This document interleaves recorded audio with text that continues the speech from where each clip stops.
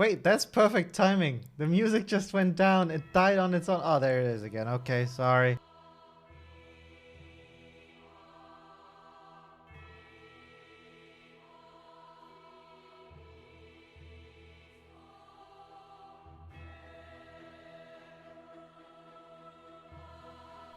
I'm joking, of course. Alright, here we are. Fuck the countdown. Who gives a shit? Hello, everyone. Welcome to today's stream about Dark Souls 3. I'm looking forward to this one. I sure hope you are as well. Wow, nice! Nice haircut, Miles. Thank you! I feel like 10 kilos lighter, even though I feel like could still have gotten a bit shorter. Barrack TM, I'm doing great today. Welcome to the chat. I hope you're all doing fantastic today. I don't know what it is. I'm shouting right now because the music is really loud in the game. Wait, let me tune it down a bit. It is really good music, but it is also very loud. Music. Let's go. Man, I love the Souls games soundtrack. Oh, it's so good. Rob, yeah, we're doing great. I mean, all things considered.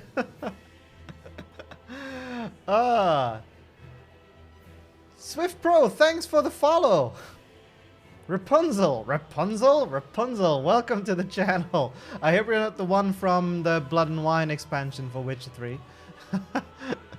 If you are, please tell me how you did it. No death run. Oh my god. No, it's impossible. I can't do it. I'm not that of a pro. Cheers, everyone. This is not alcoholic, by the way. This is what we Germans refer to as Spezi, which is a mix of Fanta and cola, I think. Yeah. On ice with a slice of lemon. Better would be orange, but you know, didn't have any. What kind of sauce are you using to make your hair look like that? It is how do you call it? Wax? Hair wax? I suppose. And just a good hair dryer. Thank you all for the compliments on my hairstyle. That's a bit overwhelming. Contrary to what you might believe, I do not get that very often, especially not in the last year and a half. The mighty wizard has joined us today and is impressed by my Spezi, and I am impressed by you joining. Welcome to this glorious channel and chat. How is everyone? This music is so amazing. Fippy is right. It is absolutely fantastic. Again, Souls games have the most fantastic orchestral soundtracks. Lieber Drecksack als Spezi. What's Drecksack? Little Big Magda, you need to explain this one to me. What's the difference? Someone said hair. I expect. Thank you for the bit. How long are you streaming for, Miles? Just sorting my daughter for bed. I will probably be streaming until around 23, so 11. So 3 hours. 3 hours of me dying to the first boss. What's his face again? Something Inquisitor Gundir or something? I don't know. I forgot. Udikar? No. It's what we in Cologne call a cola with beer. Cola with beer. Okay, that's a great summer drink. Yeah, I kind of, you know, I'm very hesitant to do any alcohol on these streams because it's Udex, exactly. Because it's about me trying to share knowledge, and I feel if I drink any alcohol, I'll just go on some rambling tangent and lose my trail of thought, which I'm already doing quite often. So, but I'm emulating a fine glass. How often will I die? Yes. That is true. Yes, can't wait. I'll be back soon. Yeah, looking forward to it, Rob. Good night to you and your kid.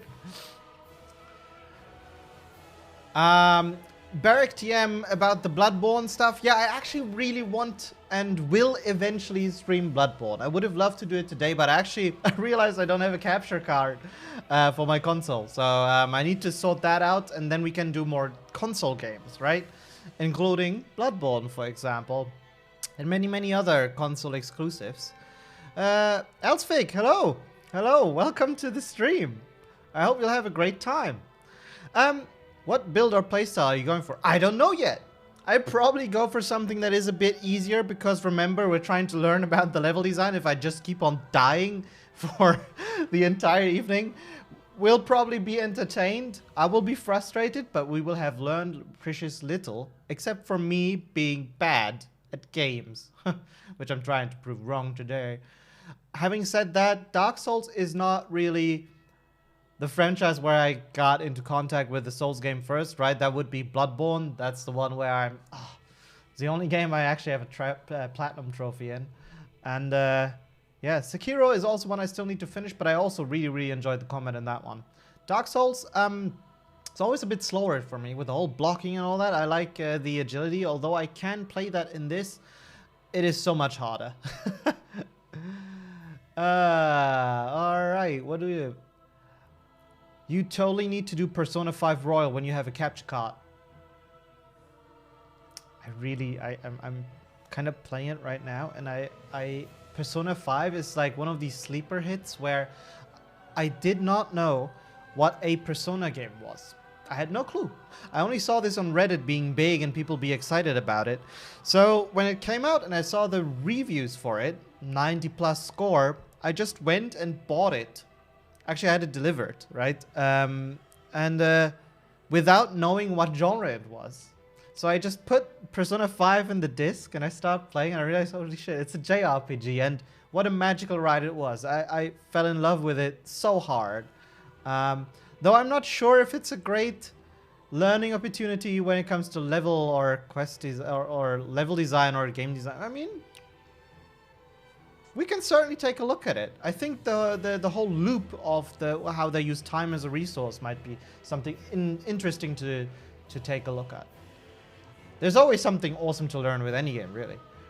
But yeah, capture card, I need to figure that out. I really love your streams because it's not only entertainment, but I also learn level design too. Thank you. Yes, that's what it's all about. Kalashnikov. Thanks for appreciating that. I appreciate that big time. All right. Guys, I have a couple of patch notes for this stream, as always, every week. So first off, I even started writing these notes in like a patch note format, mostly to myself. But hey, so point 1, tweaked prices for skill points to be more accessible. So some of the skill point rewards are now cheaper. Go to town. All right, I wanted to experiment with these a bit. So that's kind of cool, I guess. Still keep in mind that even though I have some subscriber emotes today, I expect starting immediately with poster check. Good point, good point. Everyone straighten your backs, right? Even though there is subscriber emotes, I made the unlock a random sub emote really cheap, so everyone can sort of just press it and unlock some and then, you know, have some fun with it. Because these emojis are awesome, and I want them to be used by you guys and have fun with them, right? If I could, I would give them out for free. Maybe with the follower emotes soon becoming a thing, we will actually get on that, depending on how that turns out.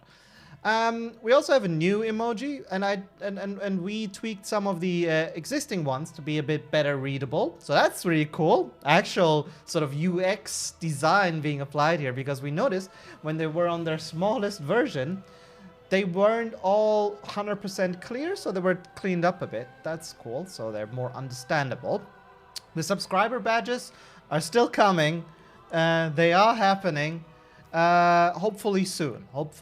And the biggest change today, the hair, right? Is that actually I investigated the whole idea of doing Hogwarts style point system for you guys when you answer smart questions or showcase what I call outstanding achievements. And I'm happy to present that we now have the XP system. Courtesy of Stream Elements. So basically my moderators are now able to give you guys XP points when we feel it is worthwhile, right? You don't get any from just viewing. You only get them from participating. You can't buy anything with it. But what you can do is you can write exclamation XP and it will give you a link to our leaderboard where you can see where you are actually ranked in the XP system. And you can basically pick your own house. Your house is whatever you want to imagine it to be. Wait, that doesn't make any sense. So, style guide, I love Dark Souls. I mean, that's... I'll give that back to you because you didn't pick a color. But yeah, I agree. We will... Bloodborne is my all-time favorite Souls game, and we will do that in the future. Oh, so I got a point. I'm not participating, but it seems that I would be the leaderboard leader right now. Haha. XP, yes, this is just literally XP. So yeah, let the games begin. We will see who at the end of the school year has the highest points and wins the house reward trophy. Alright, I think that's fucking cool. Can't wait to see you guys. Can we bond any little harass with you about Cyber? I feel horrible for Pavel asking during his reviews. Ah, it's okay. You know, sometimes I might answer stuff. Depends on the question, of course. Okay. Rigged people already have XP. Who? I think Crazy Kitty has won because I was testing the commands on her. Or is it just me? Who? Let me check. Who's at the top of the leaderboard? Swift Pro. White. Oh! Yeah, right. You get 10 points for following. I didn't want to disclose that. Of course, you can rig the system. If you follow or subscribe, that gives you 10 points each. But other than that, you don't get them from viewing. So it's a one-time bonus, and there's no increase in points. You don't get more points if you subscribe or anything. So it's not that unfair, right? I want it to be fair and fun. Unfollowing. No! Don't! Is that how you can cheat the system? I don't know. Please. If that is how it works, I will remove those. Oh, you're actually trying it. Wait, Elsfake, did that work? Motherfucker, it did. Okay, don't abuse it. Don't abuse it. I will turn it off. I will turn it off. Alright, be fair. Don't abuse it. I'll turn it off after the stream. I don't want to meddle with the settings now, right? I want to get to playing Dark Souls. Gamers, you know? Like, if there is any way to exploit your system, they will. Thank you for proving that once more. And that's, ladies and gentlemen, why we can't have nice things, right? It would have been so easy. I would have been done with my work. I could have went on to play, but instead I need to now allocate even more time to fixing little loopholes that Elsfake is trying to exploit here, instead of playing the game. Aprovecha el bug. Oh god. Someone, what does it mean? Is that something like approved? A bug? Approved? The bug is approved? I'm just trying to... you approve of the bug? I'll be clean and won't cheat for now. Okay. Fuck. The next patch is incoming. You see? Patch notes every week. This one will be a hot fix. I'll put it up right after this stream. You guys are cracking me up. I love you. Min-maxing, not exploiting. Cheers to that. Man, freaking house trophies already rigged system. I mean, we all know Gryffindor always wins. Take advantage of the bug. That is fair. That is fair. And with that, let us see me take advantage of horribly easy build. I say that now, and I will just get ruined. Yeah, I already look like Dumbledore, and also. Dumbledore is a great way to introduce my latest tier 3 subscription emote, which is the Sage emote. That's me. It's hard to see, but like if you go with the mouse over it, you see it kind of has my hairstyle, but it's like an Asian sage. And then, of course, we have this one as a bit emote. Those are the new additions. I love the shirt. Thank you. I agree, and I feel especially today it is a occasion to wear it. By the way, please keep me posted on the football game. I'm actually curious, of course. You know, obviously I can't follow it. Next stream, do solitaire level design review. It sounds like an April's Fool's joke to me. I'll put that on the list. All right. Epic music. Cool. Let's do new game.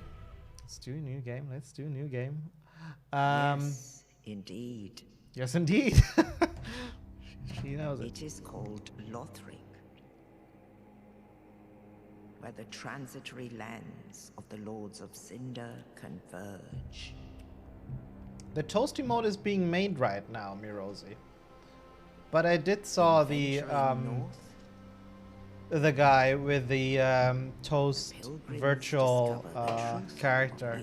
It's fucking amazing. I love it. I think I followed him. The fire fades. Research, welcome. And the lords go without thrones. I hope you're doing great.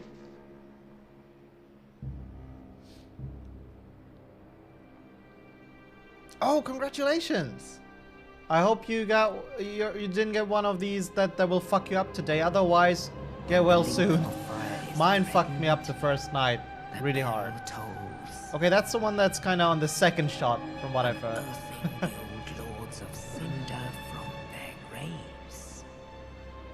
But good on you, man. Good on you. Highly approved. It's almost shot worthy, but you already got one. Aldrich, saint of the deep.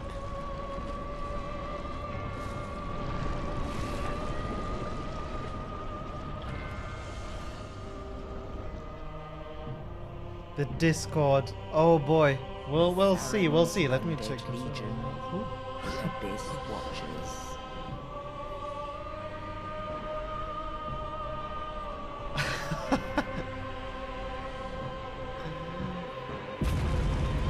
You know, at some point we'll do a drunk stream, but I'm not sure I can do it during the week and when we do educational stuff. Maybe like on a Sunday stream. No, that's I guess that would be better on like a Saturday maybe.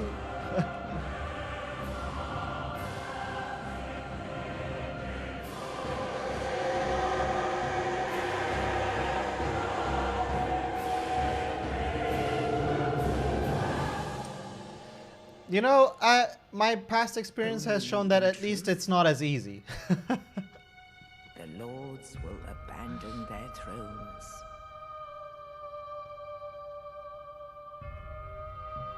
I have some wild stories which I'm not sure I can share here from my time with my colleagues working on having some great nights out at yeah.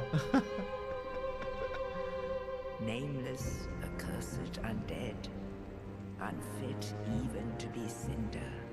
Drunk level designer. And so it is. Eventually, I would like to do something like that, to be honest. Like, not necessarily the drunk part, but some live, just making shit. Not in Red Engine, of course, and not for any game I'm working on, but, you know.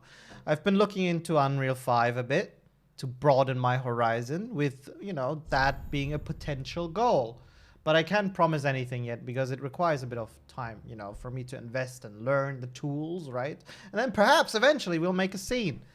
Together. Okay. I found I'm always more creative drunk. There's a degree of truth to that.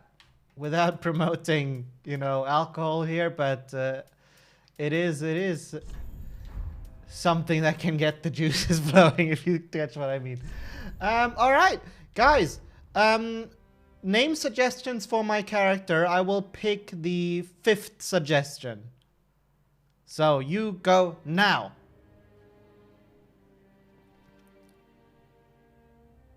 All right, I will say Günther, Xenon, Potato Man, Sören, V. Oh my God, uranium bullet. Okay, all right. Of all the names, it had to be that one. Sure, have it your way. Okay. Gender. You know what? I'll just go with the knight, because I think with the armor and everything, it will be the easiest. The outsider. Thank you for following again. Weren't you following last time? Are you cheating? Either way, welcome. I feel like I remember your name from last time.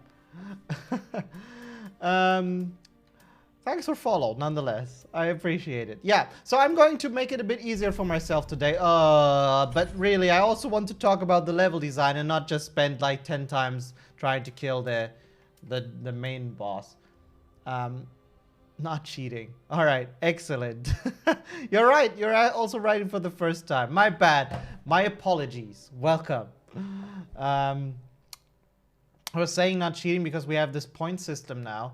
And you get 10 points for following currently, but you also get 10 points if you unfollow and then refollow, which is an exploit I will fix. Do not dare to exploit it. Apology denied. Oh no.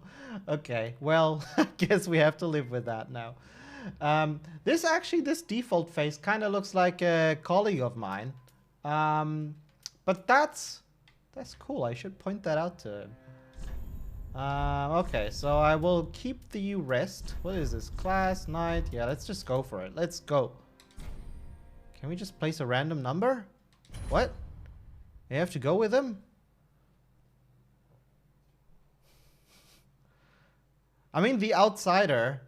All of the outsiders I know, be it the one from Stephen King or from Dishonored, they're not exactly forgiving people. So...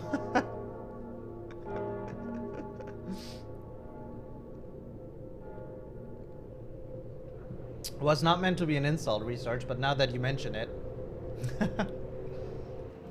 Probably I should keep this to myself. No, we're not focusing too much on the character creation here. There's precious little to learn. Okay. The Mighty Wizard, thank you for following. I actually should be able to check this now, right? I can scroll down here. Okay. Cool! Dark Souls 3. Wow. You know what? I almost forgot. It's I need to turn on the recording. Yeah, exactly. So we can do our video stuff. Alright, I can attack. So one thing that's always bugged me, and that they're doing much better in Sekiro, by the way, is the whole sort of like, hey, our tutorials are literally notes on the floor. Wait, what is that?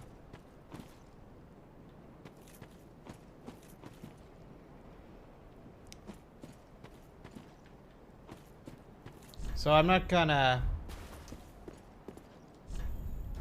target, lock, and release. There you go, did it. What was block? Alright, this one. That should have totally been parry.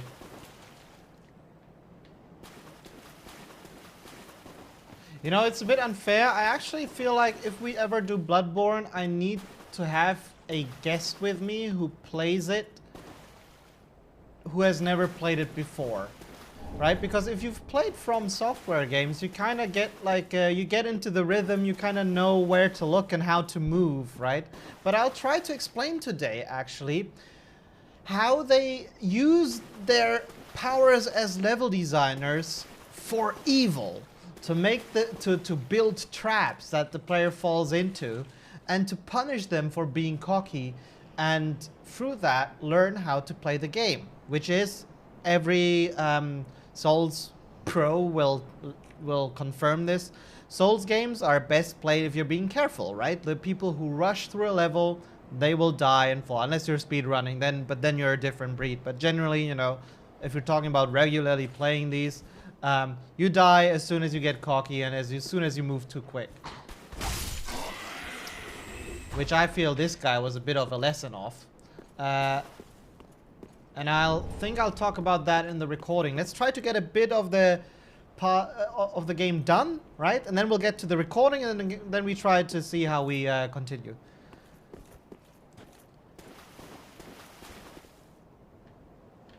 Right.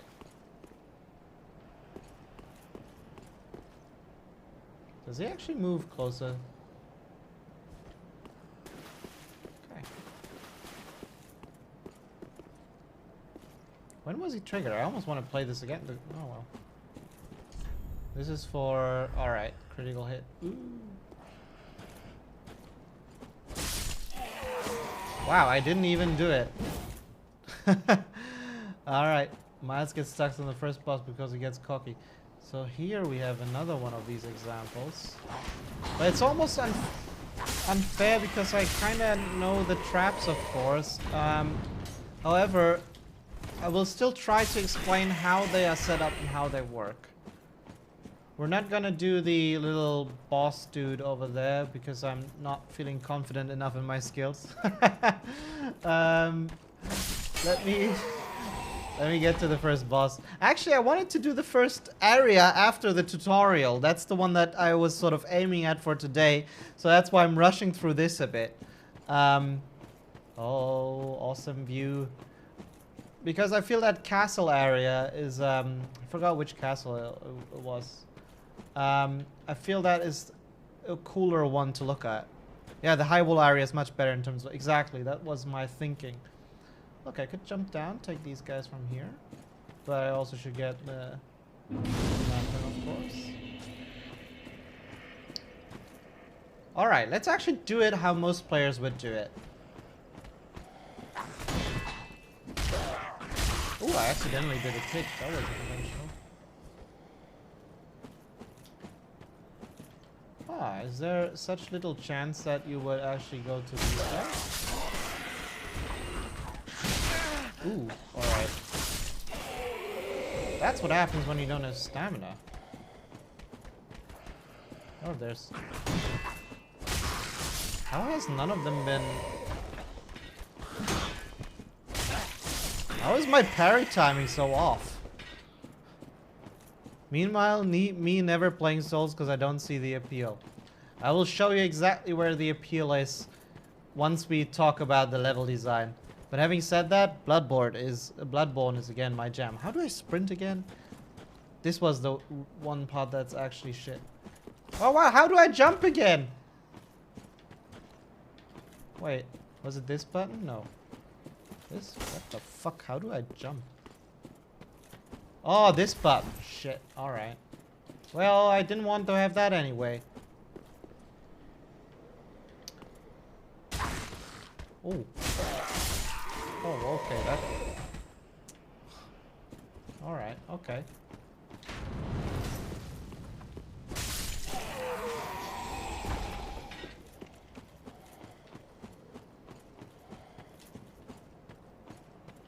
Oh, I killed these guys. Fading soul.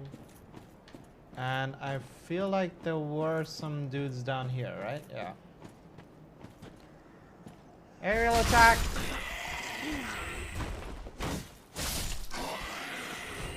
Alright. Yeah, I wanted to have these fire bombs. How do I equip them again? Equipment. Ah, yes. Very good. Very good. Now I should be able to toggle. No. Yes! Fire bombs. Bitches. Gotta say, the Soulsborne games are one of the very few that gets difficulty right. It's hard, sure, but it's fair, man. I tend to agree. And again, I feel like I almost think this applies even more to Bloodborne than to the Souls games, but their difficulty is how they also build their ambience, right? The whole tension, the dread, right? The intensity. And I think this is really important for these kind of games. Again, especially for Bloodborne. So I'm sorry I can't follow the chat too much right now, but this takes everything from me. Like I don't know how I should do this without. All right. Wait, actually the Estus fast are these. Alright, let's take that sword out. That's sure a very normal thing to do when you see a statue like this.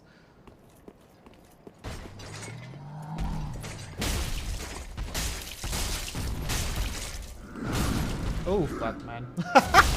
Oh, no! I forgot about... Alright, how do I take the... No? Alright, this shit. Oh, okay. Alright, I need to learn the controls.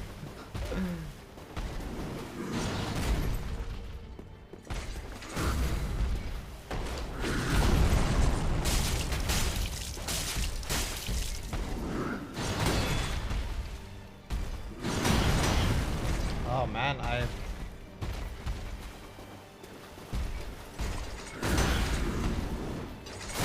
Oh, fuck. This is the first boss. Come on, I can't.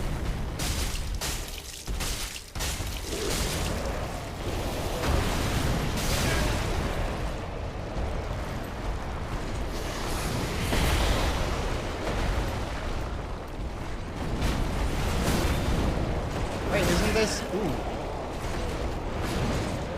Come on, why am I stuck? Ooh, this is bad.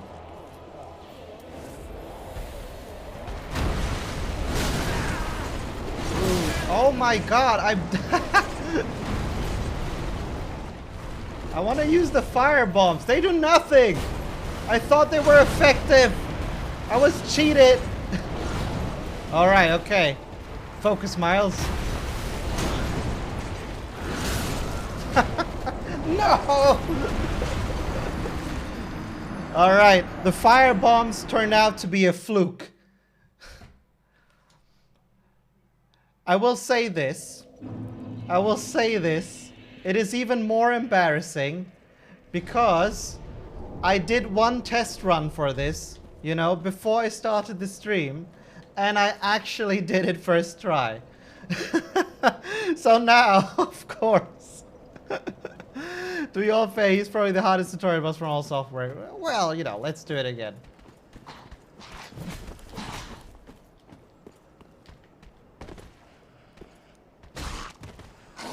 Oh my god, okay. Ah, fuck me, alright. Yeah, alright, fuck that. I have the evidence is the save. It's the save. Should I get them? I want to retrieve my souls, thank you very much.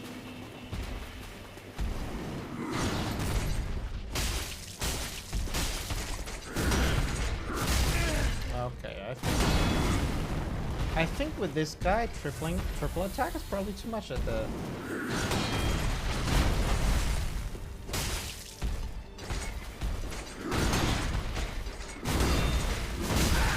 Okay. Can I not parry his attack? Am I just too bad at it? Let's try it.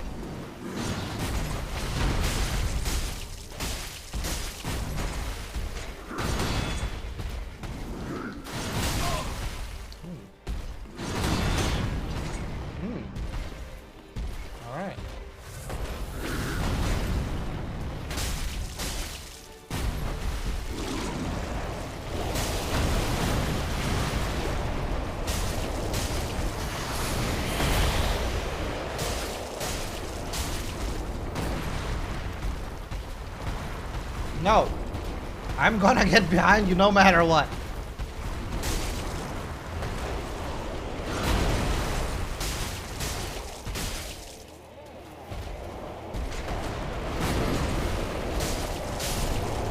GG.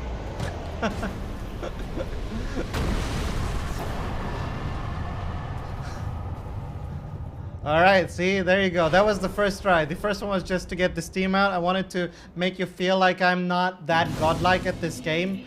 But now, there you go. You see, this is how it's done.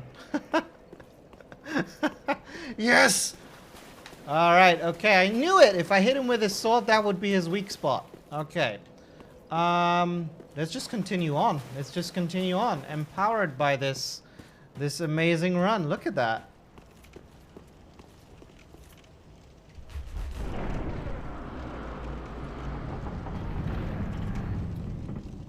Just hit his balls. And that I did, and he died.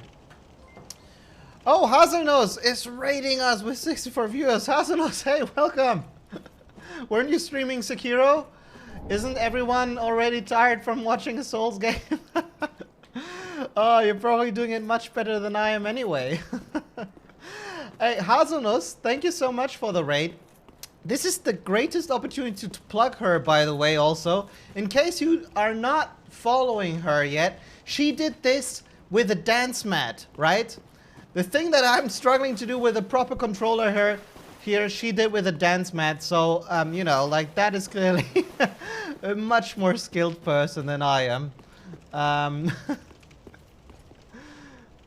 Welcome everyone to the stream. I hope you'll have a great time. We're playing Dark Souls 3 today, and we're taking a look at the level design. More specifically, how the level designers of Dark Souls 3 are using their powers of design for evil to create traps that punish the player, but hence are so important to the entire Souls game experience, right? And we'll talk about all of this once I've done this bit of recording, and I will then go much more in depth as to how all of this works. Having said that, Hazanos, how are you doing today? How are you feeling?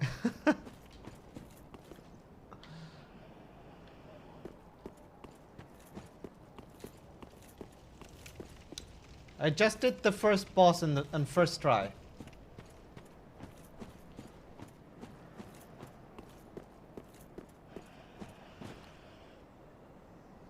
Wait, what?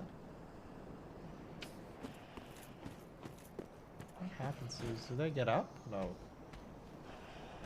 Oh. Is it like this? So I start fighting them. Get these guys. But these guys, they're never... What triggers you? Oh. Me not being able to get up here. Okay.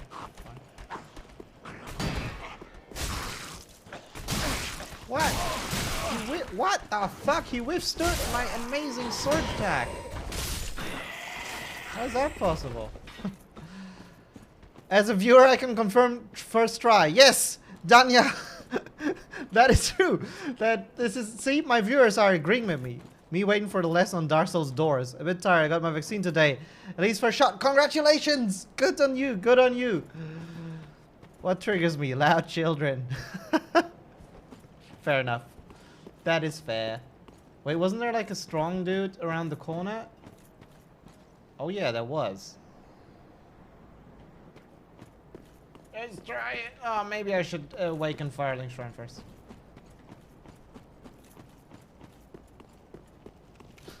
Let's not get too cocky. Alright, alright. Hello, I do not care. Oh, I have to, okay. Welcome to the bonfire. Welcome to the bonfire. Sorry. Very well. Then touch the pig. Yes, yes, I will, strength. Just let me fuck them up better. Thank you. Farewell, Ashen. Yes. What did I have to do again to do this? Didn't I need to put the sword in there? Do I need to actually equip it? I forgot. Isn't it this? Do I give it to her? Yeah, I usually don't do this. I love the lore in the Souls games. Alright. How do I activate the thing again? I forgot. Yes. Yes. Yes.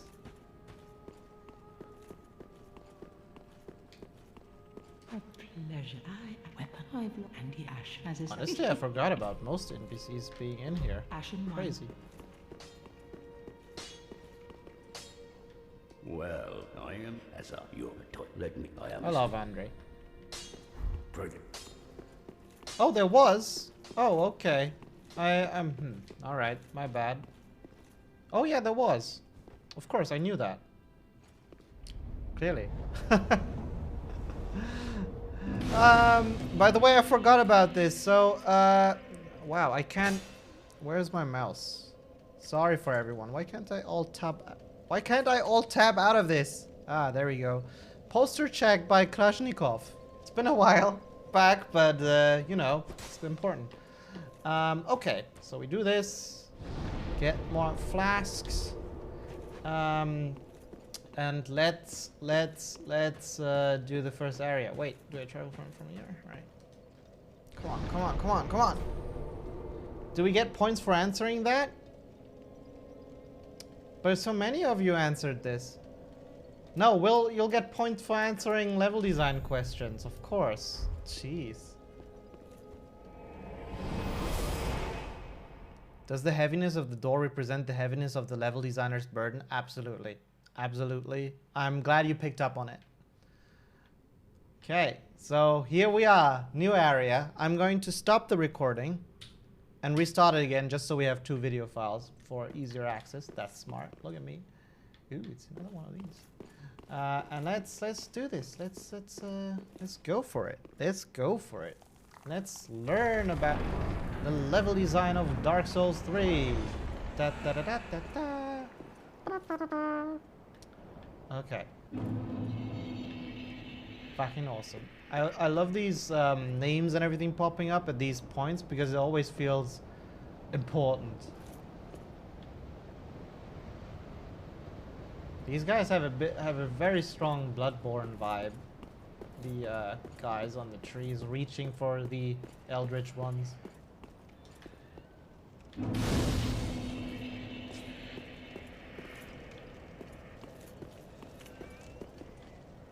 Wait a minute.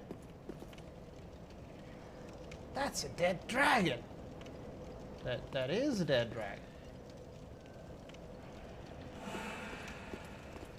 Oh, now we need to make a bit of a choice here, I suppose.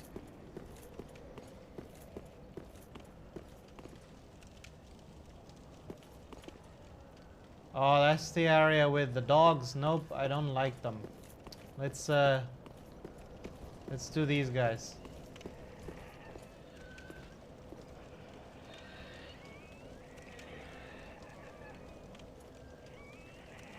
Okay.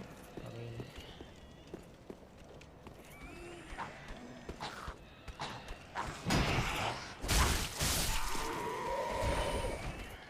I forgot. Are you guys hostile? How does it work with you guys? No, you're just okay. Good. This is kind. Oh no, he's one of these guys. Oh.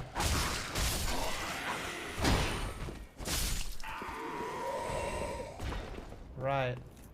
Right. Well, they give souls, so they're not that innocent. They allow me to level up. Also, they make weird sounds.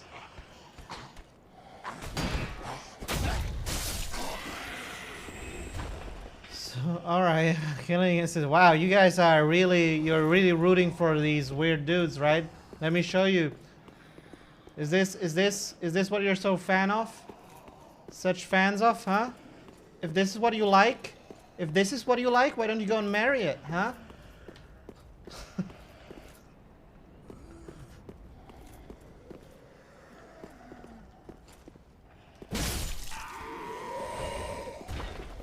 All right, all right.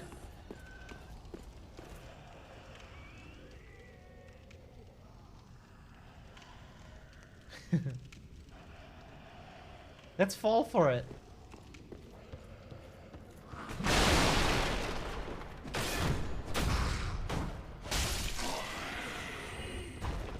There's already the other one.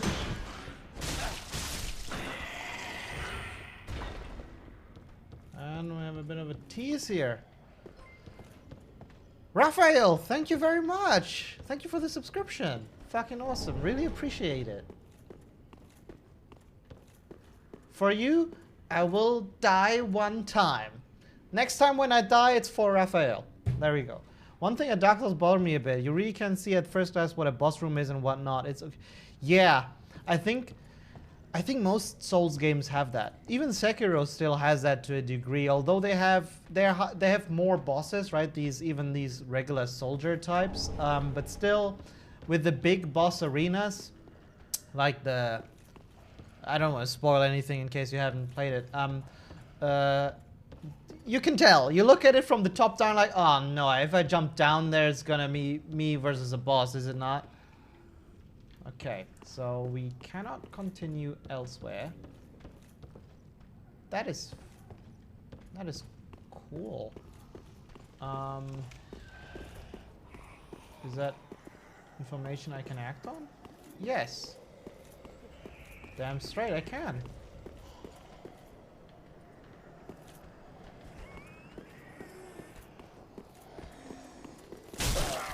No.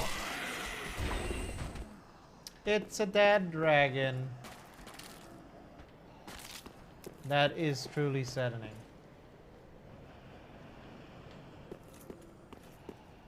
Just want to check. Actually, I'm starting to enjoy this way too much. Good, good. Alright. Let's do that again in slow for the recording. Yeah, good. Suits my needs. Suits my needs. Watching my at the same time with the help of multi. Say hi to Amelia for me if she's streaming as well. Miles, more like, let me just kill the entirety of the high wall of Lothbreak. Well, they're clearly not doing a great job at defending it, so what point is there? Okay, let's go down here. I'm surprised this didn't actually kill me because there was no enemy to trap me in. And look, we're back down from where we just came from. Now the question is, yeah, the progression, it only continues down the ladder. Going down ladders like this always feels soothing.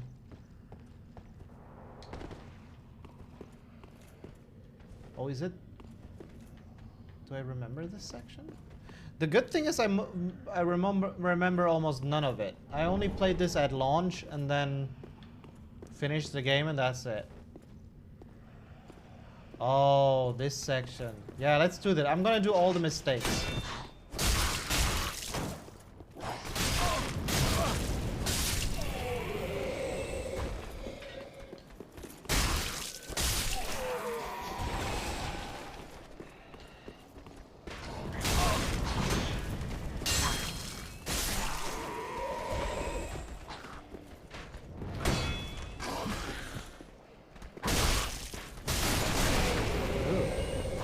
This archer really is something, but there are so many people.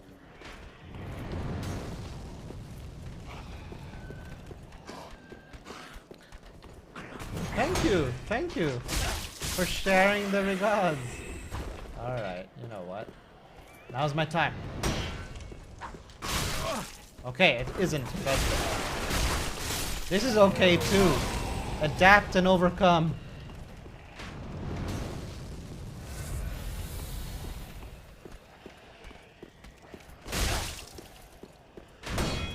I want to do this. That didn't work so well. But did I miss this other section now? So that was pretty cool. Q Reigns of Castamere. They made that song for me.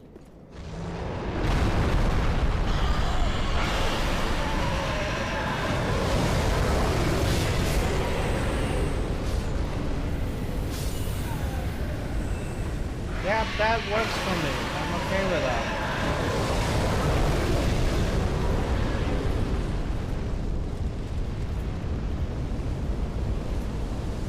Oh!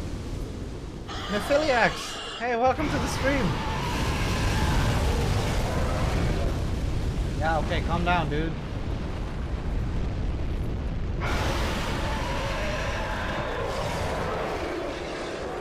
Oh shit, it's... Oh man. Oh fuck, I forgot. Alright, let me... No, dude, calm down. I need to drink my potions! Okay, alright. This is where I die. Alright, cool. You made your point. How is my... Why am I so slow with this? Why does my parry never work? How is my parry timing so bad? Okay. Alright. Just some distance for a second. Come on. I'm gonna finish you off. Alright. Wow. He parried me. I didn't even attack. I completely forgot how to fight these guys. Why am I giving him so many opportunities?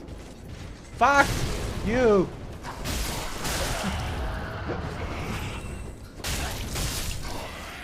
All right. Get fucked. Why is my parrying so off? Like I wasn't able to parry a single one of these. I'm so bad. Dozentos just subscribed. Thank you, brother, for your subscription. I appreciate it. Finally, you paid that beer you still owe me.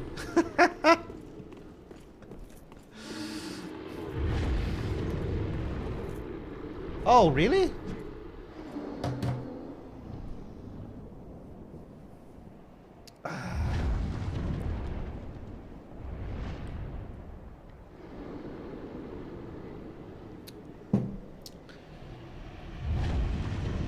All right, you know what? This is, I need like a Curb Your Enthusiasm music button. That's the moment. That's the moment. I completely forgot about it. Again, Bloodborne is my game where you use a gun to parry like a man. You don't use a shield. How am I so dead?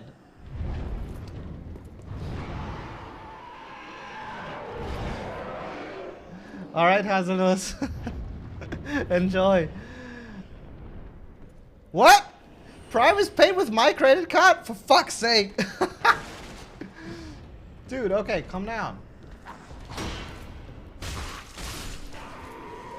This is how little brothers get you. -1 point to my little brother.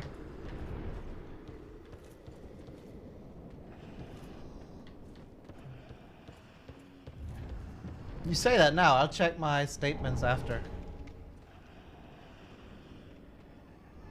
Alright. Didn't I? Okay, but this dude, I didn't fall for him because I was too instinctively avoiding his... Wow, this level is actually quite... Branches out. Oh, what?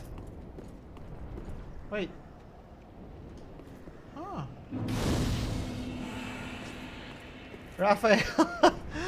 Raphael finds this hilarious. I do too. Yeah, you know what? Let's heal. Let's heal up a bit. Alright, okay. This is the button. This is the button. That would have been so helpful at the first boss as well. I was wondering about all of this. Ah, loot.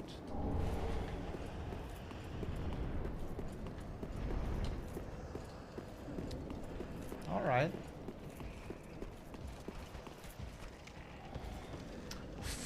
It's him again! I forgot. Yeah, they respawn. Right? That's a thing. Alright, I'll just go for this dude because he's so weak.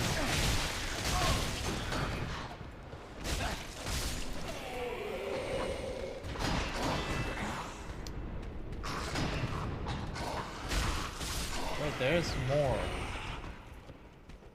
What? Oh, it's you. Okay. Come on, dude. You can do it. Okay, you are doing it. Very good. I'm so proud. Okay. Fuck, I have 2 ways to Ooh, those... Where the fuck are these steps coming from? Down below there. It must be. Oh, yeah. Oh, yeah. Wait, you're bigger than the others. Wait, this is, I need to check something first. Dead dragon. Oh, is it this section? No. Oh, fuck, yes! Good. Very good. Very good. I miss enemies backstabbing you. It was way more frequent in Dark Souls 1. Yeah, yeah. Oh yeah, this section. Let's go for it. Yeah, we're nearing towards the end of this area, even though we skipped quite a bit of it. This is easy. None of you are dangerous.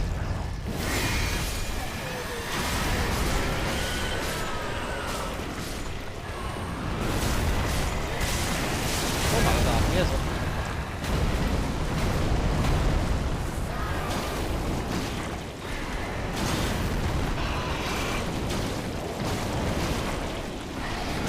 You know what? You have way more HP than I anticipated.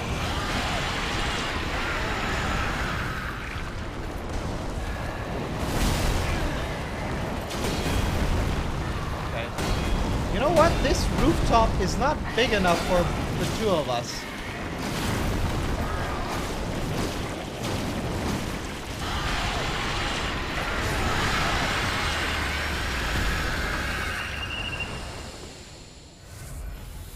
I expect, thank you for the bits. Miles, do you think having no map enhances the level design experience in this game? Yes. Yes, I think so. I think it does. It makes it more difficult for the player, but I think for what they're doing here. 2-0 for Germany, fuck yeah. But you know what they're doing here for this kind of game, I think not having a map actually contributes to the experience. Oh, that's the sound of a crystal lizard.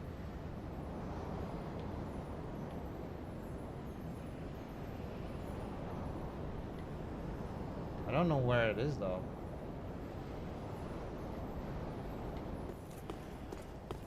In Bloodborne I could probably tell you, because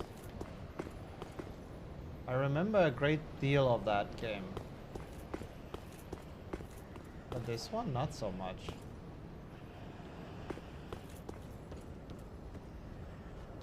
Weird. Oh yeah, usually these are great. It's louder over here. Oh, there she is! Look at that! No, no, no, no, no, come on! No! Aha!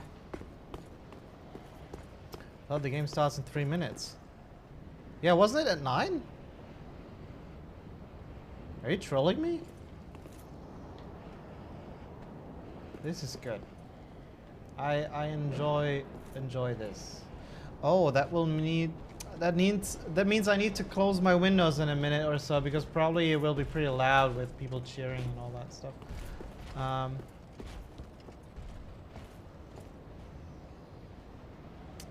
Oh, you're trolling me. You trolls. What have I ever done to deserve this? Just because I'm such a perfect victim, right? Speaking of being a perfect victim, nice transition.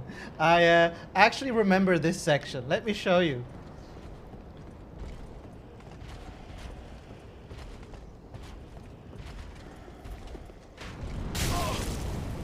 Fuck that guy, right?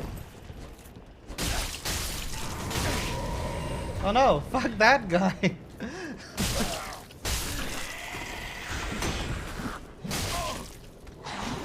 Oh my god, I'm actually stuck! Oh.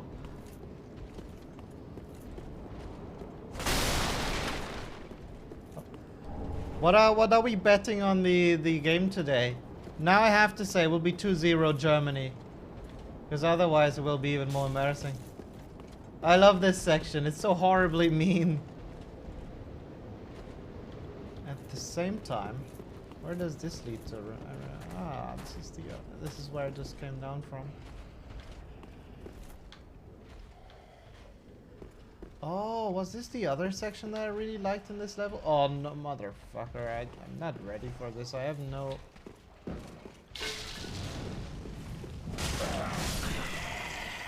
Oh, and this is oil, right? Oh, and this dude also fuck. Oh, I'm right in the middle of this. Oh my god! See, this is exactly how you get caught in a Souls game.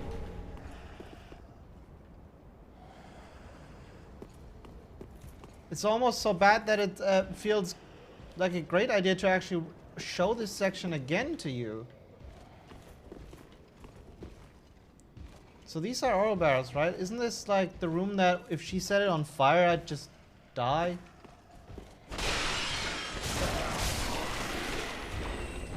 also very good.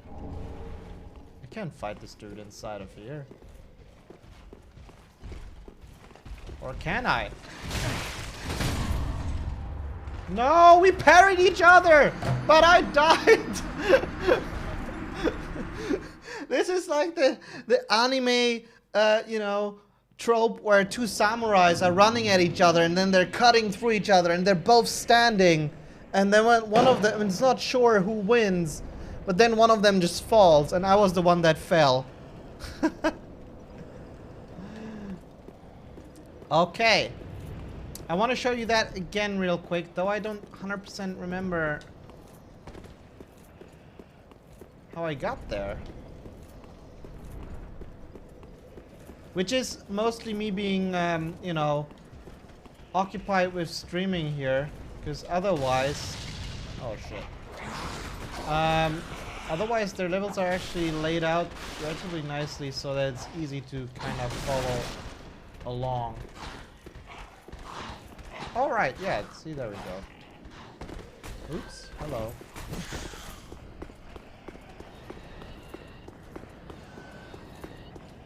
Alright, we already fell... That's also kind of nice. We already fell for this trap. This actually makes it even better.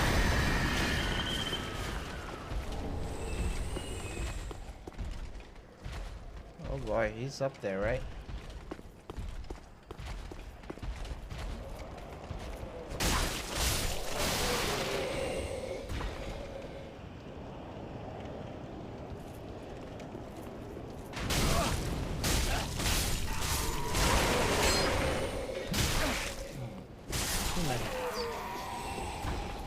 Okay.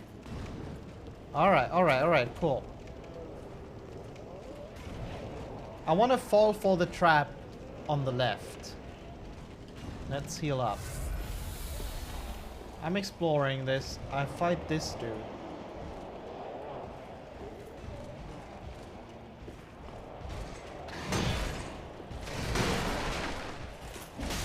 Oh, wow, with the shield too? Come on, that's just lame.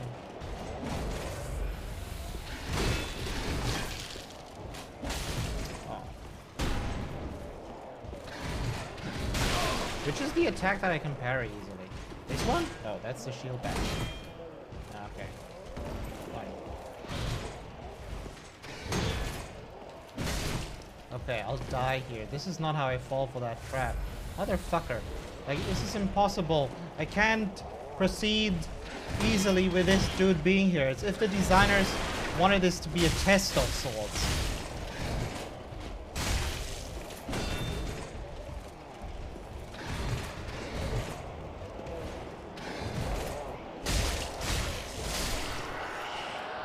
How about attacking Miles? Have you tried that? Yes, I have. It turns out to be the effective method. Okay. Cool.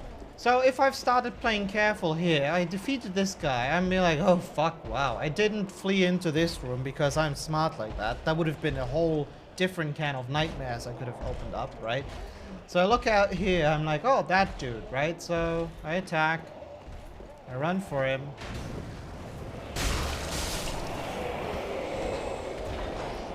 You didn't instantly attack me, which is weird. I'm also impressed that this dude isn't bursting through the vases here. And then when I run inside, dude on the right.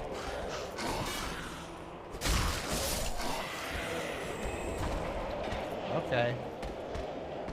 We'll remember this.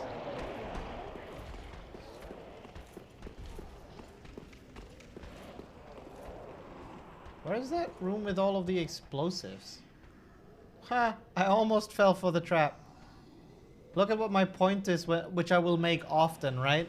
How they're utilizing vision and their abilities to guide the players as misdirection, intentionally, right? Like everything screams for me to just treat this corridor as what it is, right? From here, if I walk through it, I can't even see that there's an opening on the left, right? The area behind is highlighted because of the silhouette, right, with the negative space. And we also have the lights highlighting this area, right? So we're all like, yeah, sure, why not? We do it, and then this dude comes out and fucks us over. That would be horribly mean in any other game. But this game is asking its players to play in a very particular way, right? It wants me to always slow down, to always look around, to move around with my shield raised and I'm like, oh shit, what's this? And if I do that, I can spot these traps before they affect me most of the time. But by doing that, I'm always kind of a bit on the edge, right? I'm always sort of, all right, there's threat, everything is out to kill me. And that feeling adds to the tension of the game. And you can see how here their level design actually is used to not only be mean to the player, right, and fuck them up, which for some players can be frustrating, of course, but to generally lift up the atmosphere they're building in the game, right? Shial, hey, welcome to the stream. I didn't see you yet. Hey, welcome. I hope you're doing great. Seriously, are you boiling alive like the rest of us? Yeah, I think we're all boiling. This is especially mean because, you know, even if you're not looking straight, you might be more inclined to look right into what's going down here, right? So even away from this room. Quite something ahead. Do they mean this room? Actually, not so bad, right? We can do this. So when you actually play more Souls games, nonetheless, I hope you're doing well. Thanks for being so understanding. So if you've played Souls games, like this is sort of how you move into rooms. You're like standing outside the room first going, okay, all right, okay, all right. You know, you're almost like some SWAT tactical member.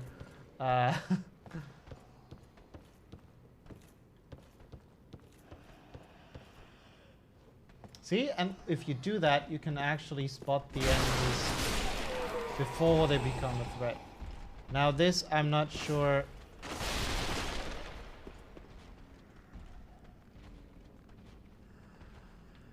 I don't know. I'm not gonna try it. I'm not gonna try it because I don't remember.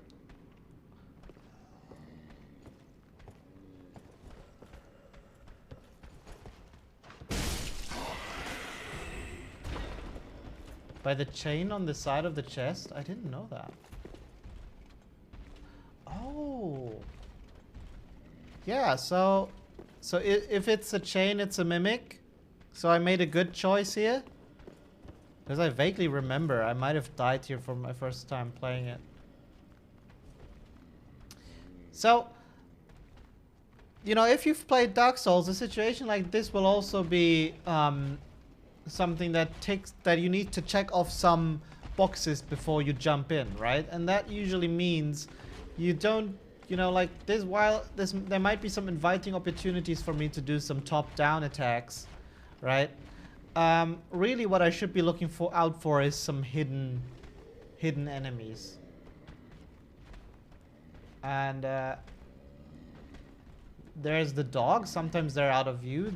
There's one over there that's occasionally hidden. And I feel like there might be another dog underneath me. Oh yeah, there is an enemy right underneath me. Can you see that? Again, something I would have missed if I, you know, just kind of ran into this, and I would have probably died horribly. However, this is sort of how the game teaches you its mechanics, right? Through failure, you learn not to be too rash, right? To keep a cool head and to be more strategic in how you move along and careful. And that way, you don't fall for this as easily anymore. And now the trick here is, if you actually do that, if you slow down, then most of these encounters, you know, become drastically easier because you can split them apart and all of that. And that gives you a really, really strong sense of improvement, of becoming better, of overcoming a challenge. Until then, the game pulls the rug out from under your feet when it realizes, okay, The players are starting to understand our patterns. Let's break them. And they do things like the mimic. Before this, I might have been stumbling upon a chest or two that I probably missed, which I could have easily looted. All chests near to different removed. The chain will be in front of the chest and point towards the player. Ah, so this is not a mimic. Right, so occasionally these guys are then mimics who will kill you when you open them. They will eat you. Which is from original Dungeons and Dragons, if I remember correctly. Thank you, Uranium Bullet, and all the others for helping me figure out the villain then. Alright. So even now, I feel like I have a good overview of the room, but I have not, because there's still the enemy behind me. Holy shit. Oh no! He's much faster than I anticipated! I hate dogs in these games. Wait, he moved. Oh. He noticed that.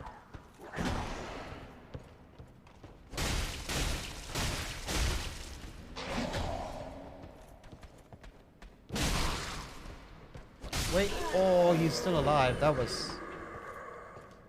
I should be doing the parry from behind attacks more often. I'm not sure why I'm so...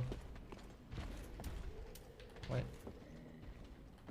He's going downstairs. Call for him. Yo! Oh, you're agile. Crazy. Do that again. No?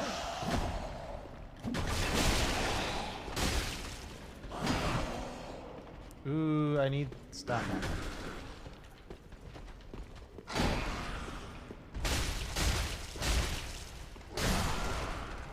See, I got cocky.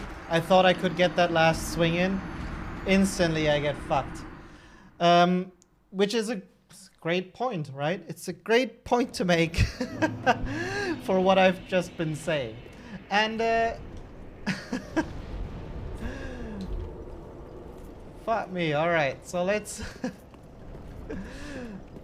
No 3K, hey, welcome.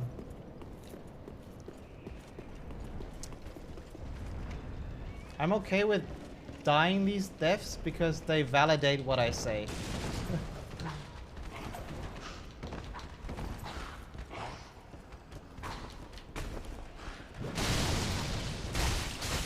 Oh wait. Wait. You do ladders? Since when? Oh, you jumped down. Okay. Well. Oh, again, another one of these, right? Let's go. Let's go. Oh, that's nice. Let's go for the loot item. Oh. What is wrong with you?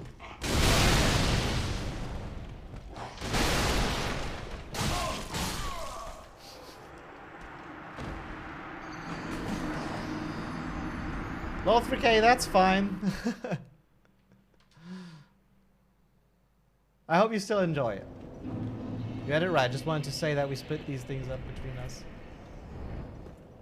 Oh yeah, I need to do a shout out here.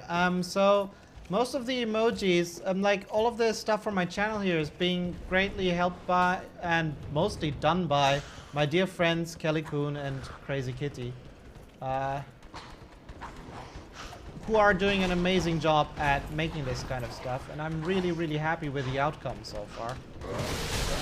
I hope you are as well. I love not dying. I love not dying.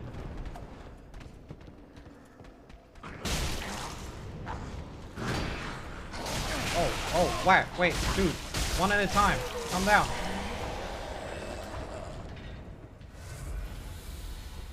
Alright, so let's not fall for this room again. Because if you... Oh, nice. By the time you're down here, he actually becomes even invisible. So you only really do see him if you move slowly into this room even.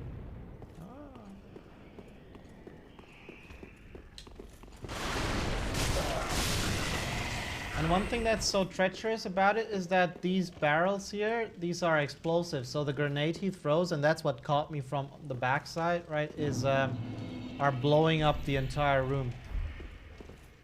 Be wary of left. Thank you for the hint, kind other player. throwing knives. Intriguing.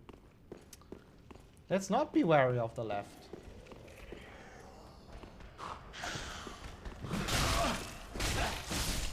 Wasn't so bad, but I guess that could have fucked me.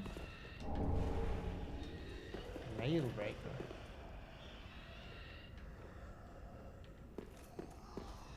Intriguing. Yunami, hey, welcome. How are you doing today? I hope you're having a fantastic time. Oh, is this the NPC town? Yeah, that's the thief, right? We're not here to save you today.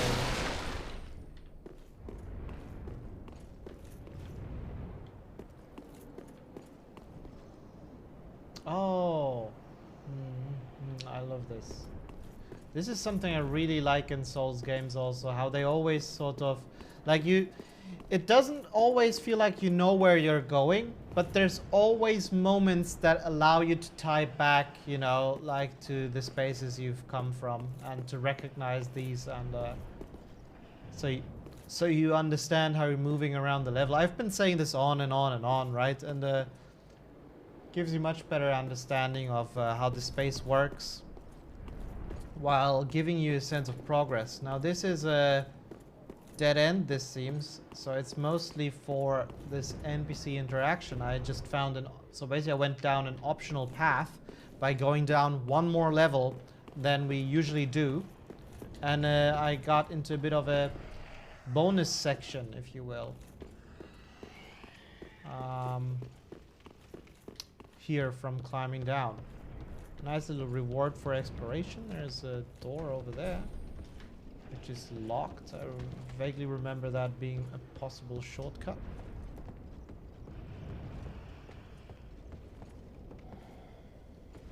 My sculpting project came to an end on Monday. So what did you sculpt, Yunami? I'm curious. Was it 3D sculpting also?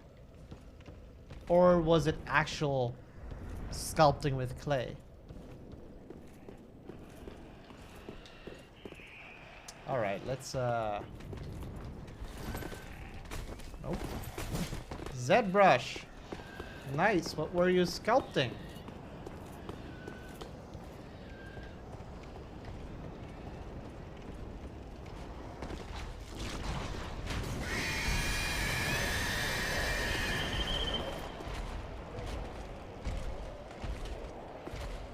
Alright, that over there is the room in which I just died earlier. So there's like another path for me to go in. I like how it is very much highlighted from here.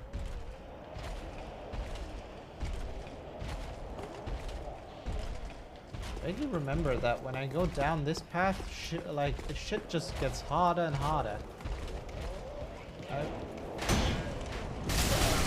Yeah, I know. I did forget how things are over here though. Oops.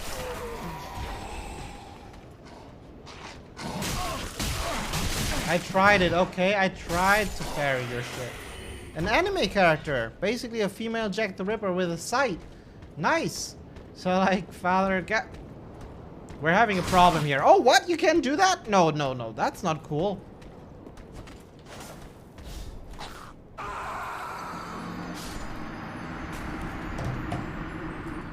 You know, we have a tier 2 subscription emoji for these cases.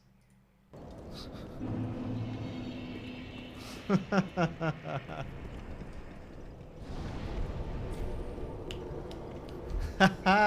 was good. Okay. Let me do a little bit of a poll here because I feel like you're having such a great time. So am I. But we also have a recording running that I would very much like to take a look at. 1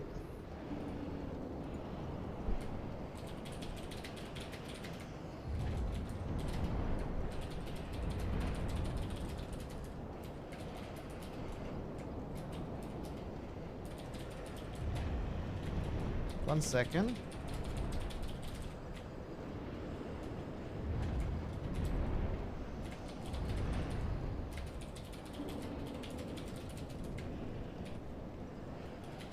1 second. Now. Later. Go. Don't leave me hanging. Don't leave me hanging. Swear to God, if this is gonna be even again.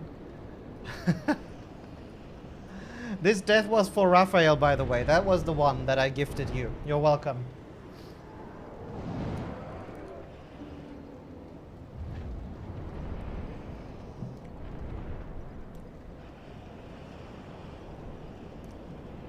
Raiden is from the Metal Gear universe. Later. Oh, you guys. So it seems very one-sided right now. It seems very one-sided. Come on, go out and vote. You don't get to complain if you didn't.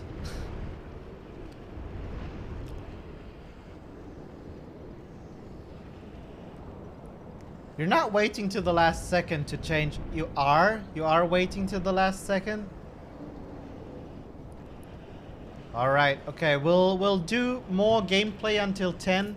And then we'll take a look at the recording to see, you know, some guiding lines and do some more level design theory. Should I continue that section or should I go for the other one? Oh, that's the one with the dragon. Let's go for this one.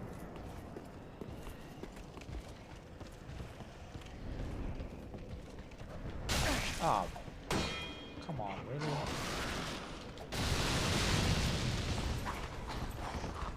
Oh no, one level too deep. Guys, hold it, hold it. I need to... This is awkward. Okay. Alright, I deserve that.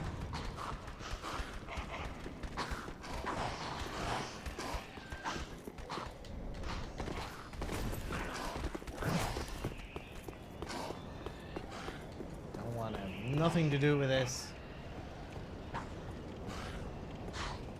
Play until Fabian comes here, and when he sends you to bed, tell him you still have recordings to analyze. Is that how it works? Oh. Yeah, I wanted to check that area.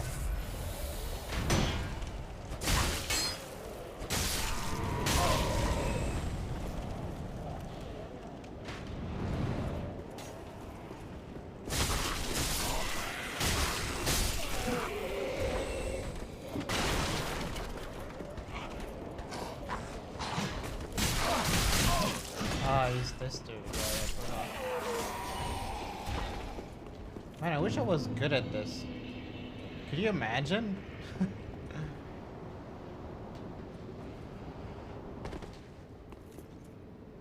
Ah.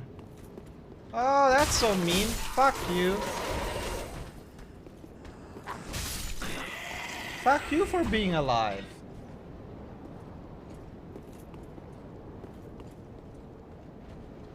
Straight out of Berserk.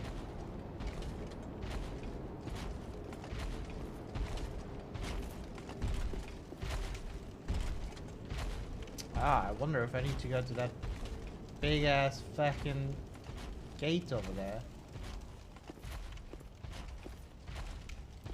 Hey, is it safe to just follow him?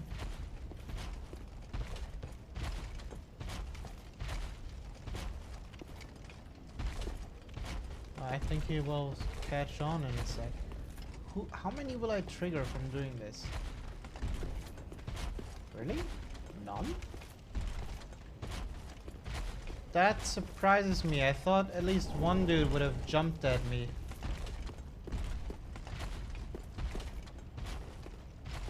Alright. Cool.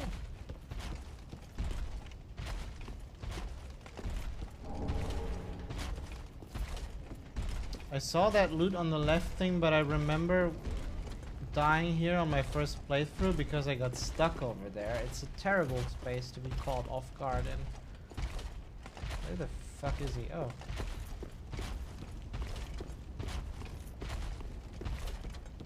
Wait, you actually don't need to fight him like this? Can I just sneak up on him? Sneak up, Miles, not run up. I don't think I have the speed.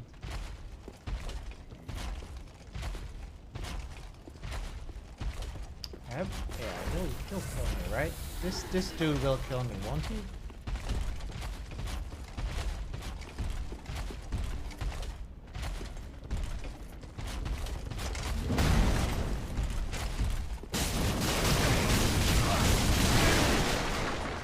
Yeah, alright. Yeah, okay. Magic? Why not? Fuck you.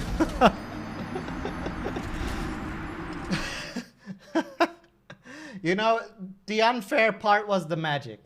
That was it. That's literally the only difference between him and me.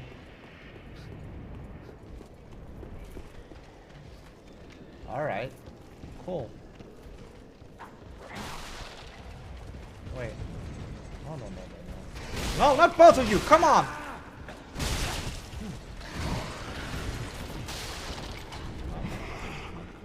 I forgot about this one dude. I wanted to test my parrying. Oh no! It doesn't work in this game. Okay. I'm ready. Let's do it. Okay, clearly not.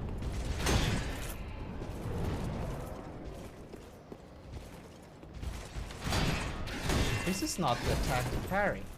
Not the piercing attack. Do an overhead swing. Come on. I want to practice. Okay, that was fine, but I sucked. All right, come on. One more. I want one more go at this. Okay, I'm having a terrible time here. No, that was too slow. Oh. Okay. My parry time is horrible. I'm not gonna make it. I'm not gonna graduate Dark Souls school.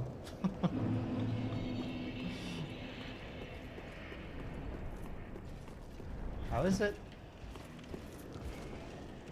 Yeah, no, there's a dude on this side. Good. One of us. Hey, come on. Fight me. I'm incredible. Oh, I'm also way too slow. Dude, if I could attack with the speed that you have. Oh.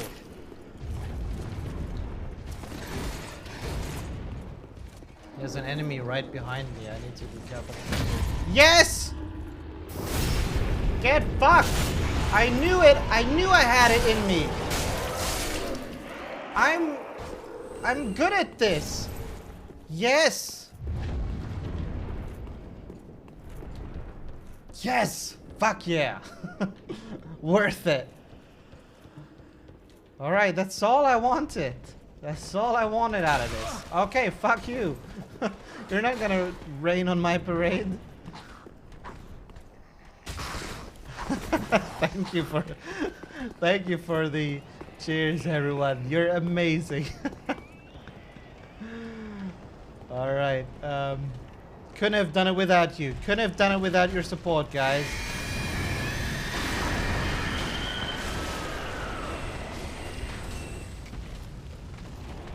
Wait, so... Oh, I forgot. But this is literally... Ooh, that was way too close. Oh, he's gonna go around the corner now. Okay.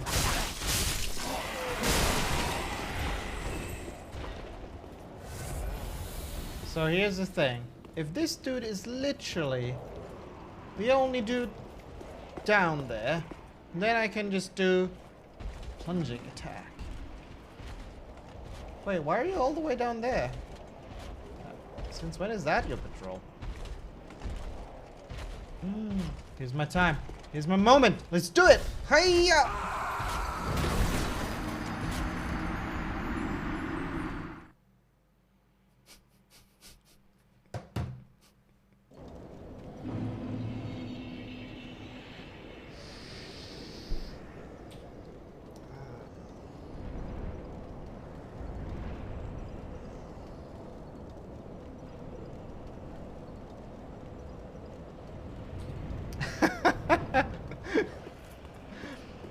You know, this game giveth and it also taketh.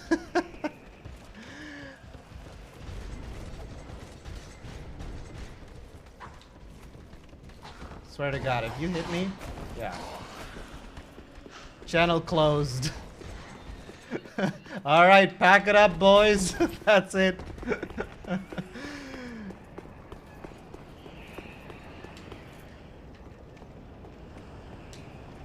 Yeah, that was intentional. I was only rushing through this. Sorry. It wasn't intentional. It wasn't intentional. But you know, that's also the weird thing about these Souls games. To people who are not afraid of them and literally just rush through them. Like, look, I can literally, you know, I can disregard most of this. Except for the dogs, maybe. They're... Ooh. And this dude. He's horrible. Wait. Okay. Hello. Nope. Need potion. Alright. Ooh, doggy's still here. Nope. There you go. Oh, I like this. This looks great. More of these dudes. I think there's like 2 here. Ooh, I hit him. Yeah. You know, you just run. You just do this. And you win the game. Finished. Easy. Done. Boss arena. Who could tell? Who could tell? Oh, you're not? Why are you not? Why do you not follow me, huh? Are you afraid of something? Huh? Ha! I knew it. Pussies.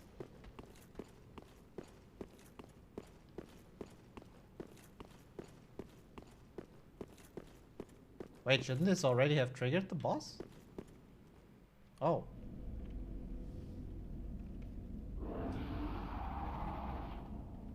Who isn't afraid of dolls, really? I did send you pictures of the scalp on Twitter, so if you one day go through your message, so you... Yeah, I will take a look at it. I will take a look at it. Thank you so much for sharing.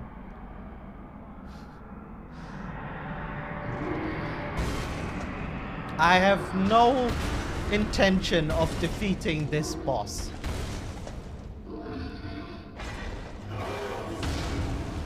Having said that, that was sort of my fight against Headless Ape in Sekiro was kind of like that. Dude, you should work on your posture. Posture check, everyone. Sit up straight. All right, I'm almost dead.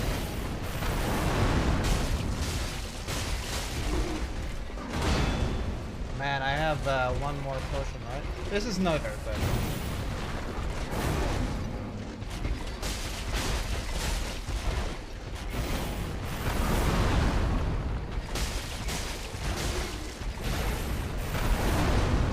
Could it be?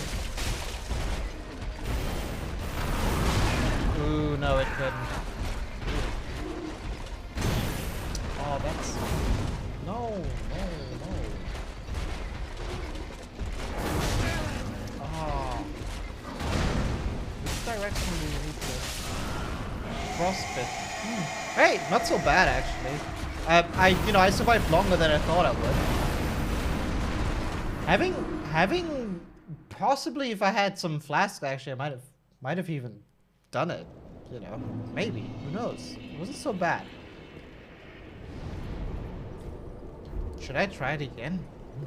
I haven't unlocked any shortcuts to this. This is ridiculous. I feel like there would have been one more shortcut closer to... Oh, this guy gets me every single time.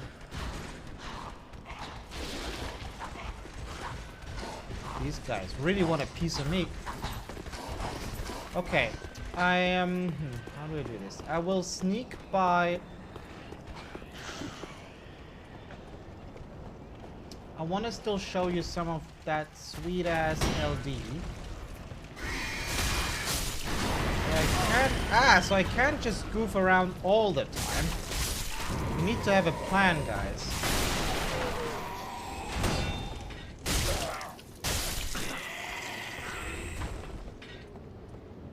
Which is, Mirosi, I think that's fun. That's good. I already make better games than all of you combined. So, you know,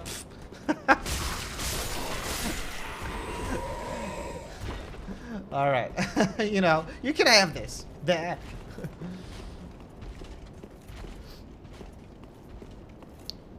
Cheers to that.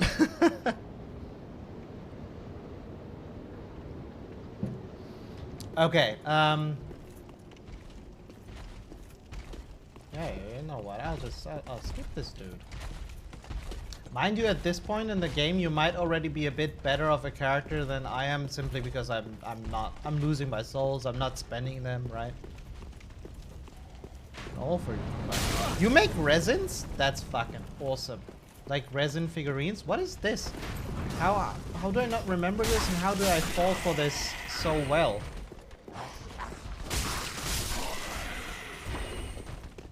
Look, an authentic trap I fell into without, you know... Oh, that's really good. So what's here then? Could this be what I was just wondering about? Is this how the game goes? Dude, you missed shit. First off, there's loot. We got loot. You can... You also missed loot. If you had jumped down from there earlier, you could have totally have had loot. Or no, I should jump from here to get it, right? Oh, well. But that's not what I'm here for. I'm here for this. This. Whatever the fuck this is. Oh no. This is a trap, isn't it? Well, yeah, it is a trap. It is a trap. Okay, I was wondering where it came from. Alright, cool. How could I tell? The area is way too big just to have one of these guys. And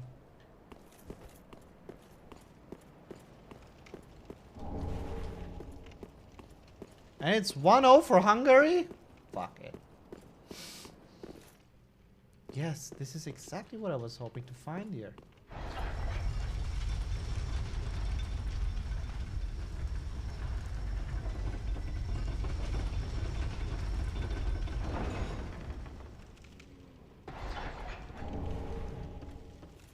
And behold... Whoa! FromSoft, why? Oh, this is the dog area that I intentionally missed. Okay, fine. Alright, okay. Good, good, fair enough. No, no, no. Holy mackerel.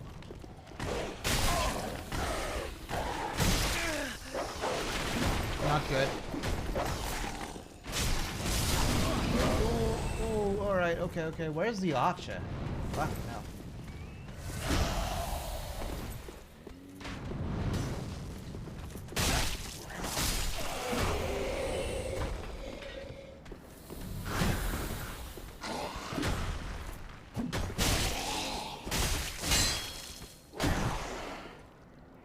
It's fine.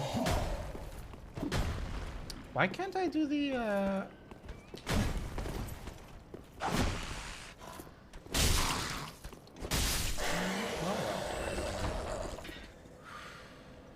That was exciting.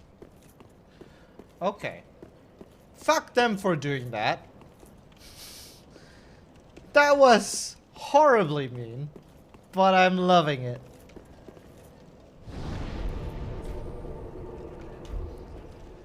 Okay. Motherfucker, you really did do that, right? So this is the path I didn't go down from the beginning. And one thing I really like is how they loop back their levels, right? And it often leads to these moments where, again, you're not exactly aware how you're moving through a level, and then you unlock a shortcut like this, and suddenly it brings you back to a section much earlier in the game. You're like, oh, what? And it's usually a really satisfying moment when that happens. I would have jumped down, and then this dude would have... Oh, he's still here. Okay, alright, yeah, you get that. Oh, that's how! I always kept on pressing the wrong button. I thought you needed to do the strong attack. That's what I've been trying to do all the time. See, I know the techniques, I just don't know how to press the buttons properly to do it.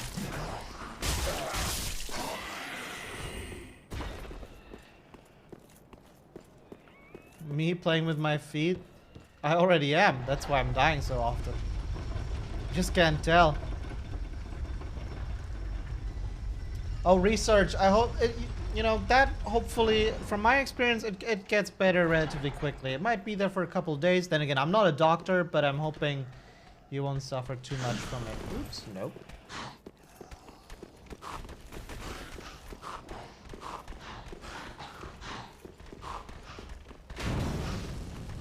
Oh, this dude is there as well. Love it. Mental note. These guys will just fuck me like there's no tomorrow.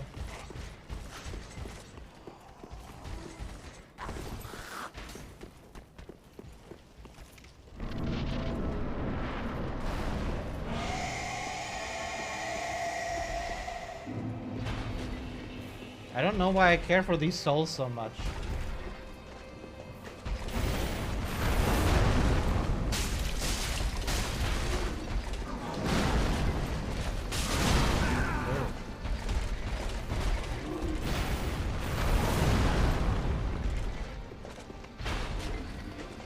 Can you do it again? I think dodging forward.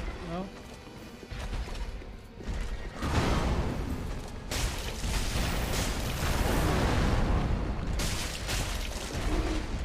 Ooh. Oh, that was this one. Yeah, okay. Oh, alright, alright, alright. Hang on a sec. I need to take an Estes flask, okay? Thank you. Yeah, you can dodge forward.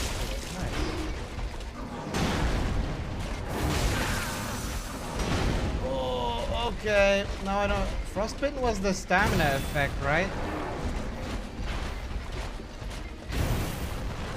Was it health?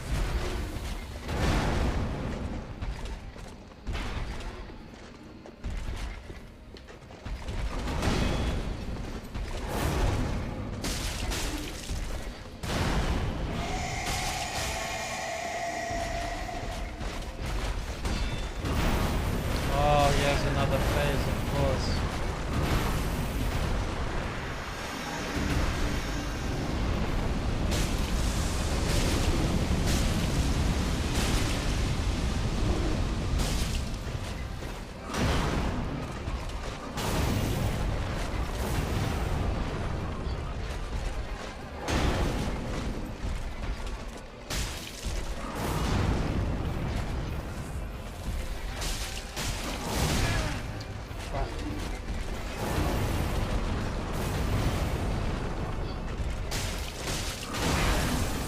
Shit. I can't see. Ah, okay. Close one. Close one. I actually what does Frostbitten do again? He seemed a bit dumb, to be honest, like in that last bit.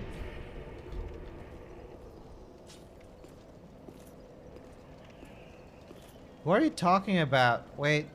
What? How? Who are... Also, John McAfee is dead? What? Is that true? Since when? Since now? When did that come out? What the fuck? Wow. Watch the documentary about him on Netflix. Shit's wild. That one will have a shit ton of conspiracy theories. Oh my god.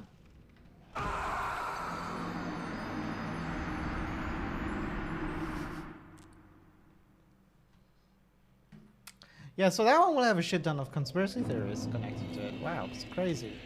May you rest in peace, though.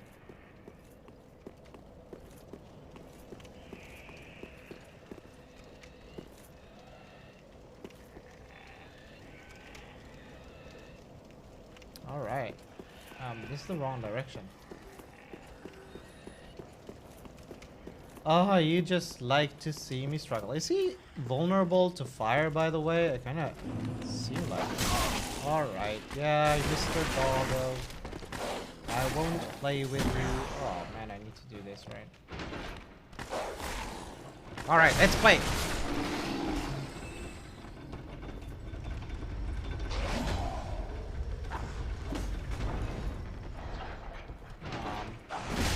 Dude, I really gotta go. I'm sorry, I can't hang around.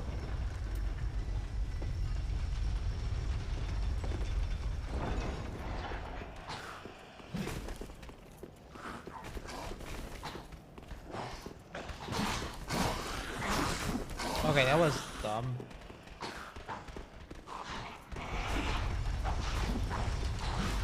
No, you're blocking my passage. Roll like there's no tomorrow. Oh, they killed each other. Great.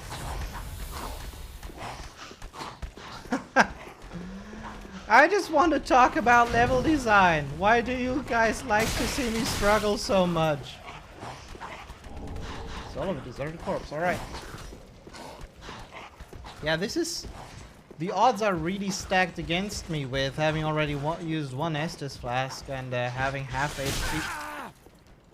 A third of my HP.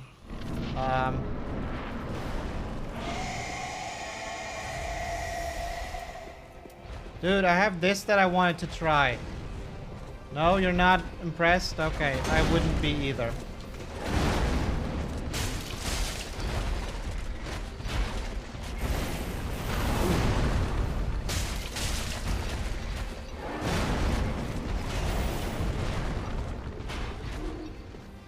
Can I parry any of his attacks? Should I try that? Oh.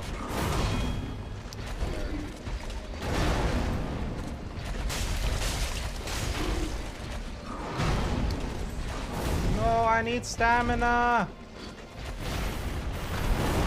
Oh, that was the good one. Now he's gonna do the bad one. Yeah, that was the bad one. But coming through.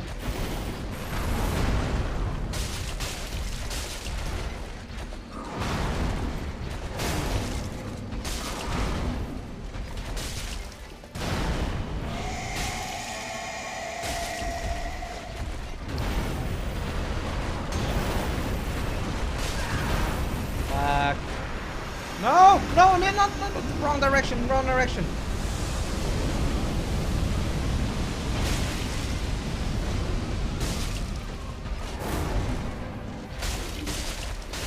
And if only I dealt much more damage.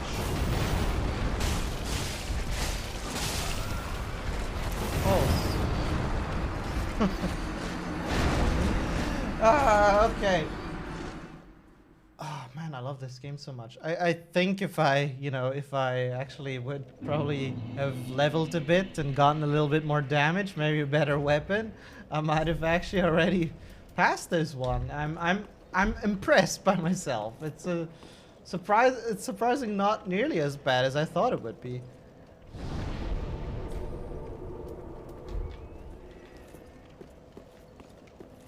Who knows? Maybe if I ever get there without almost dying, then I can do this. One thing I also feel might be worthwhile talking about with these games is to talk about the layout, right? And how they achieve this whole looping stuff. But for that, we'd need to draw a lot. Or maybe actually seek out some maps of the actual locations, which I'm sure must exist. That would actually be cool if someone had like to look at the 2D maps of these places. Really? Oh. Wow! Who'd have thunk?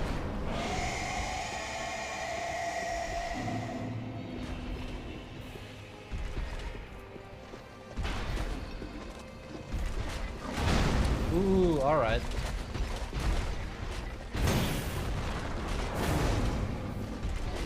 Do the one where you... That's not the one. This one, yeah.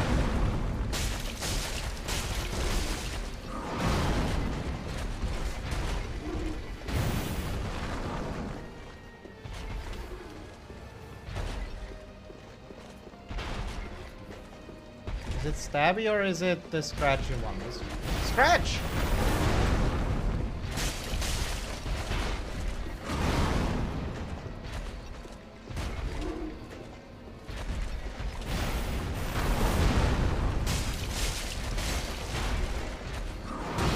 Fuck.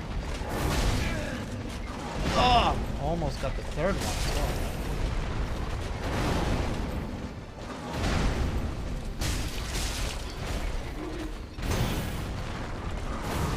Oh, that was so close. Oh, wow. How about you get fucked with these guys? No? Not impressed.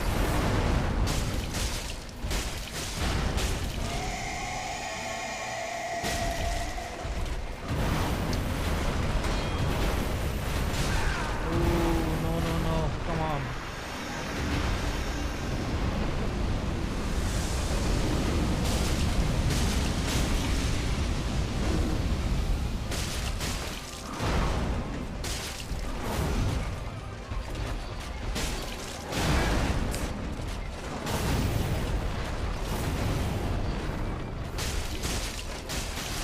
No! Oh, I got cocky again. Oh, fuck. I should have taken that Estes. I was like, no, no, no. You'll just take this Estes. Instead of this Estes, you just hit him one more time. No need to risk it. And then I fucked it. This game, it always does this. I always get too into it, and I think I can sneak away one more hit, which is really what this game punishes so hard. Oh no, this again.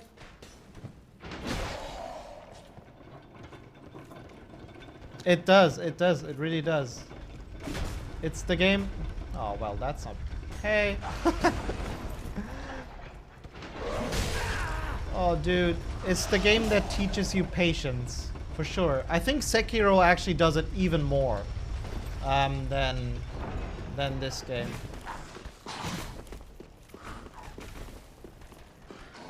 While Bloodborne, on the other hand, promotes a really aggressive playstyle, right? So I feel Sekiro is the one that, you know, when you parry and wait for the right attacks, that and just slowly chip away at the HP of the enemy, that's sort of how you succeed in it best. And I suppose this is a tactic I should probably apply here as well. Yeah. Man, I wish I did more damage. I'm really not doing myself a favor by ignoring all the souls and all of that and not investing it into upgrades. Just do 2 attacks.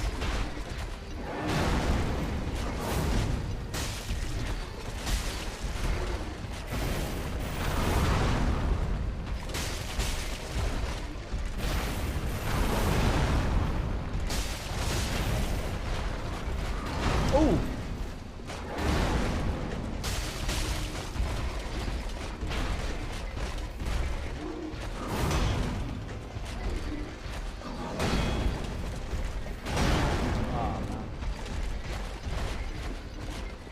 Oh, the stab one. You got me good, friend.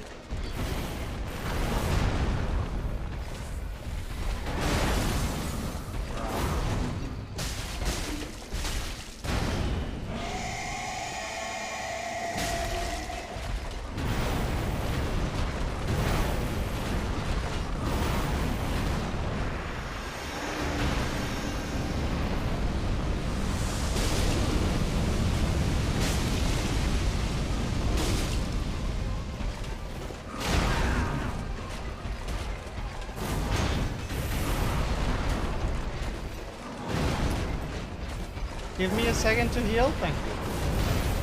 Ooh, that was close.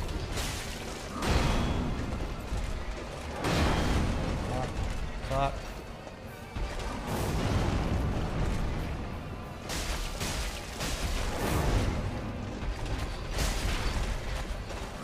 fuck, I can't see. Oh, this is bad.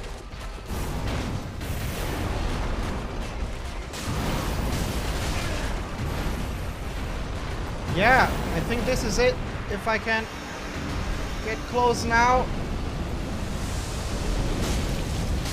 There we go. First try, everyone. Easy. Air of fire destroyed. GG. But you see there how instantly when you actually sort of just go down, you know, don't try to sneak in every attack and, you know, get care of your stamina regeneration, it starts coming together. And I feel this is such a great moment to sort of switch over to the recording, because it sort of really encapsulates how the entire franchise really and how most of their games really function, right? It is basically everything in the gameplay here is trying to bring you down hard, so you actually slow down, you become more careful, and ultimately shroud yourself in patience, right? And the moment you actually do that, the moment you become better at the game, right? It doesn't mean that you necessarily will go out and defeat all the bosses in first try, because it's not that simple, but that's sort of what the game is trying to do with you. And that's why it needs to be as difficult almost to give you this message, right? Because if it was easy and you could just run around and kill everyone without, you know, any repercussions, that is the point where it would, you know, lose first off its kind of magic, you know, like this whole tension of possibly dying any moment. And that is also where, you know, like you would lose this sense of progression, or what makes you feel better, right? Like overcoming the challenges by being forced to clench your teeth and push through. I'm impressed. This was not on the agenda. I wasn't meant to do this boss for this run. I thought I would get here if I was lucky, but I didn't think I'd actually kill him. I'm hyped. The adrenaline. Whew. All right. Papo Marchilla, thank you for the follow. Let's switch into recording mode. Take a look at the game and how they actually utilize their level design techniques to build this, right? And for that, I will... oh, wow. Yeah, of course. Victory! Yes, yes. We deserve that one. Okay. So I will pause this. I shall mute... Yes, I shall mute the game. Very good, Dark Souls. It's good that you recognize mouse clicks when you're not an active window. I'm very proud. It's also called the D3D proxy window. Oh, interesting. Can you still hear me? Did I mute the game? I thought I muted the game. Okay. The recording needs to be stopped. And then we shall take a look at...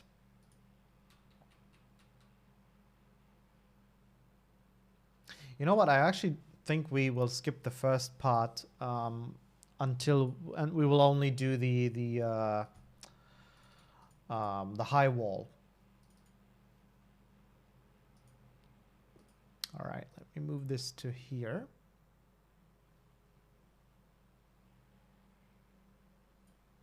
Did the game just crash? I don't know. It may have. I know you can still see. Yes, now it's better. Oh, shit. Oh, has this always been so bad for you guys? I forgot to turn off the HDR on my monitors. Give me a second. That's, of course, not so cool.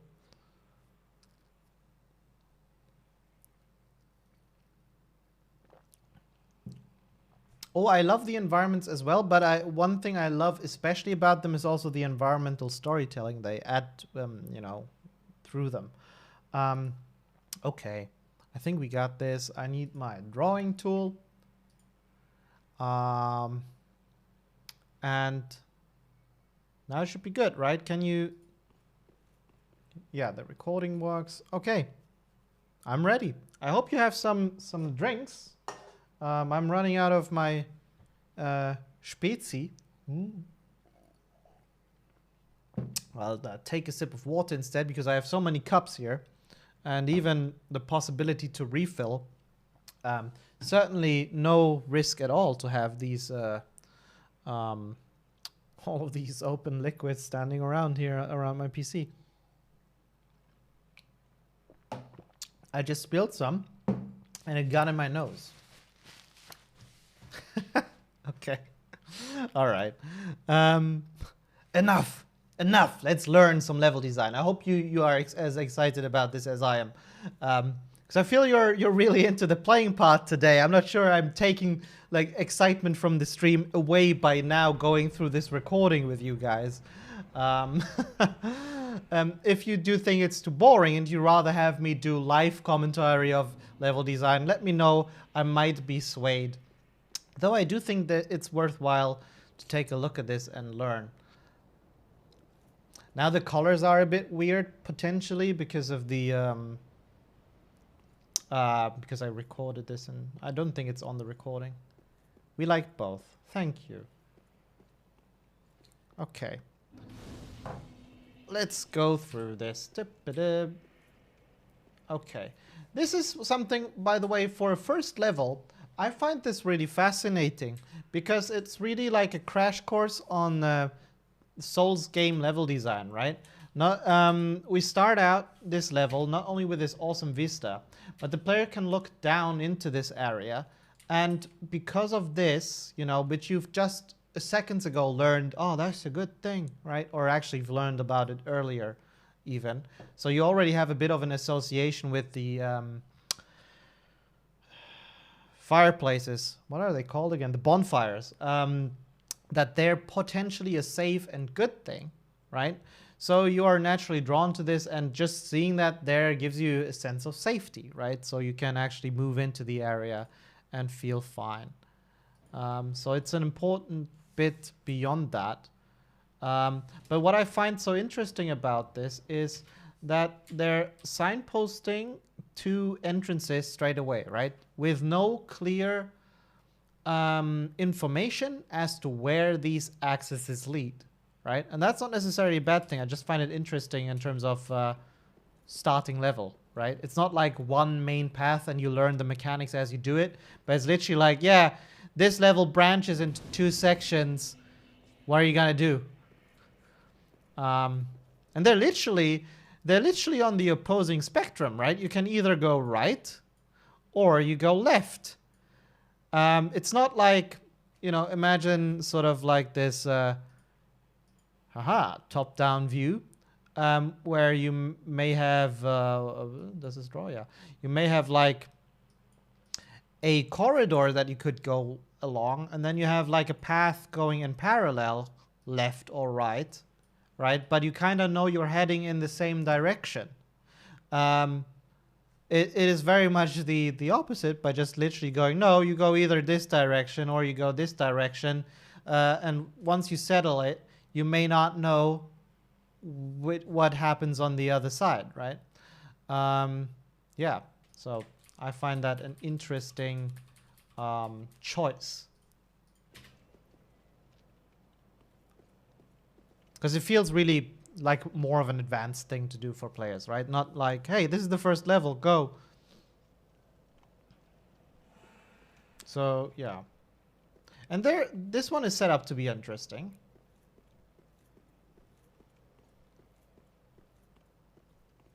And this one is also kind of weird and interesting. But potentially slightly less, right? Because on the first one, you have... so just analyzing what the player sees, right? So first vista, that's the way on the second. You have a couple of points of interest here, right? Like this is blurry now, so it's a bit hard to see. Ah, yeah. So you have the loot item, which I saw when looked down. Actually, I saw it when I did the camera pan earlier. That's a point of interest for players of this game, right? They have very, very obvious loot items, which I adore. I really love it because it allows the player to instantly see loot, but it also gives the level designers another tool to lure the player with, right? And that is loot. You can use it to highlight places. You can use it to make the player go to a very specific point. And once they do that, you can react to it, right? It gives the level designer control ultimately, because loot can only be picked up when you are very close to it, right?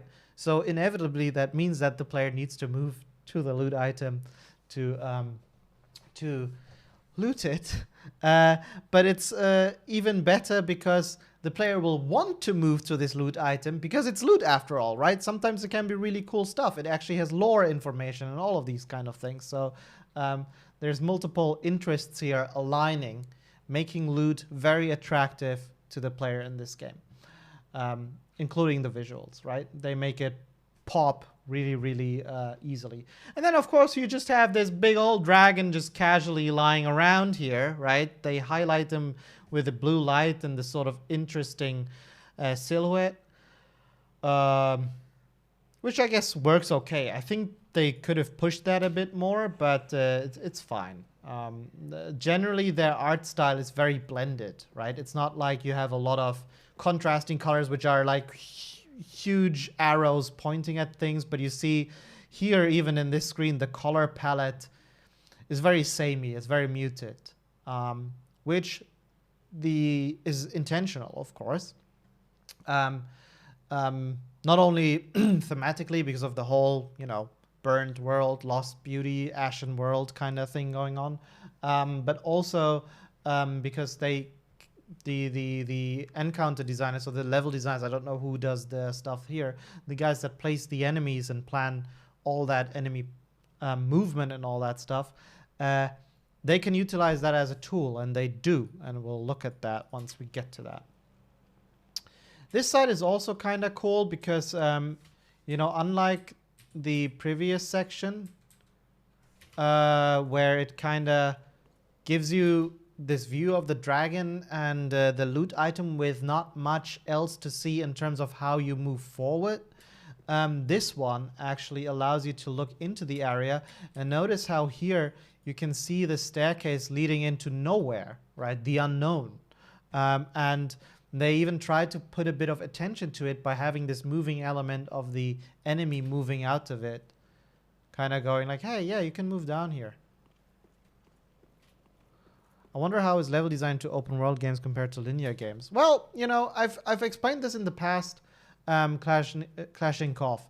Basically, there are two different categories, right, utilizing similar tools. Open world design can be focusing on sort of thinking of how you populate the world with content, how dense that content is, how you want the player to recognize that content, how you want to link it, right? In Witcher 3, we like to do a thing where when you would come back out of a cave, you oftentimes would have a next potential goal visible in the distance.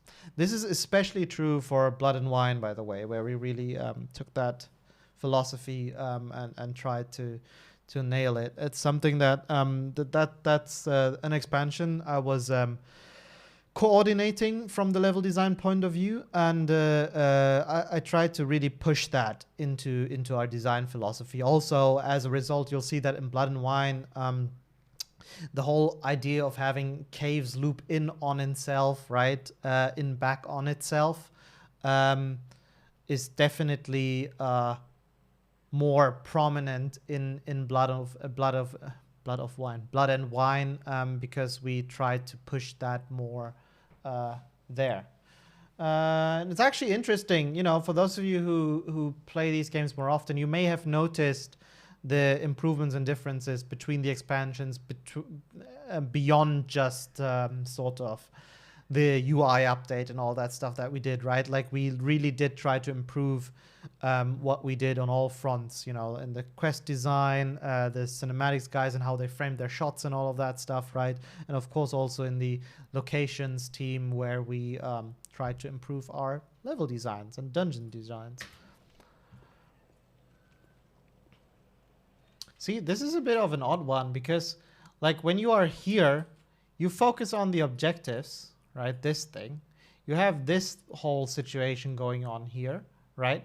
But you don't really see where you're going, right? Where the progress is. Now we know, of course, from having played it, that this is actually, there's like a staircase leading up here and there's a staircase leading down here, I think, right? But you don't really see them. Which is, you know, like they have this light source here to give a bit of depth, right? So it shows that it goes down there. But ultimately, the focus, the visual focus is on this whole scene, right? They want you to see this and kind of be intrigued by it. David M is using his powers, his skill points to invest into the style guide attribute, which allows him to change the color of my pen to cyan. There you go. Yeah, so you have this whole thing going on, right? Which is intriguing for me because I don't know how dangerous this really is as a player, right? I see this one dude with a sword. I'm like, okay, why not? I fight him. And you saw it here. Notice what happens here in a second. After I kill the guy. See, there's actually an enemy popping up here, which wasn't there before, right? And I wonder if he was scripted to come in once you start this kind of attack, but I know it's the enemy that starts ringing the bell, and I think that causes the guys to start attacking you. I'm not entirely sure, but this would mean that the whole setup with the loot item here and with them wanting you to look at this scene over here is also not just to focus you on what is going on and get a bit of this weird world, right? What are these guys doing? Are they praying to their impaled brethren or the dead dragon, or what is going on here, right? It is also, as Mirosi said, a trap, or Admiral Agba.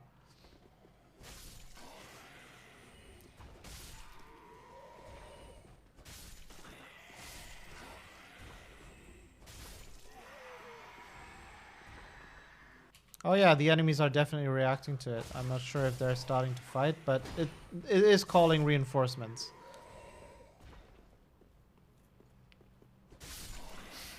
Alright, I don't need to focus on this next section because I remember acting like an asshole to you wonderful people. Okay, here's an interesting little lighting trick, right? Because notice how do I explain this even? You know, notice how, so let's imagine this whole thing wasn't there, right? The torch. And then this would all be probably of a similar color than this section here, meaning very dark. What would this do if that were the case? This is a moment where one of you can actually earn an experience point. Or let's say 5. How about 5? Fuck it, yeah, I make the rules here. 5 point it is. Wouldn't be inviting, close, but I would like to know why.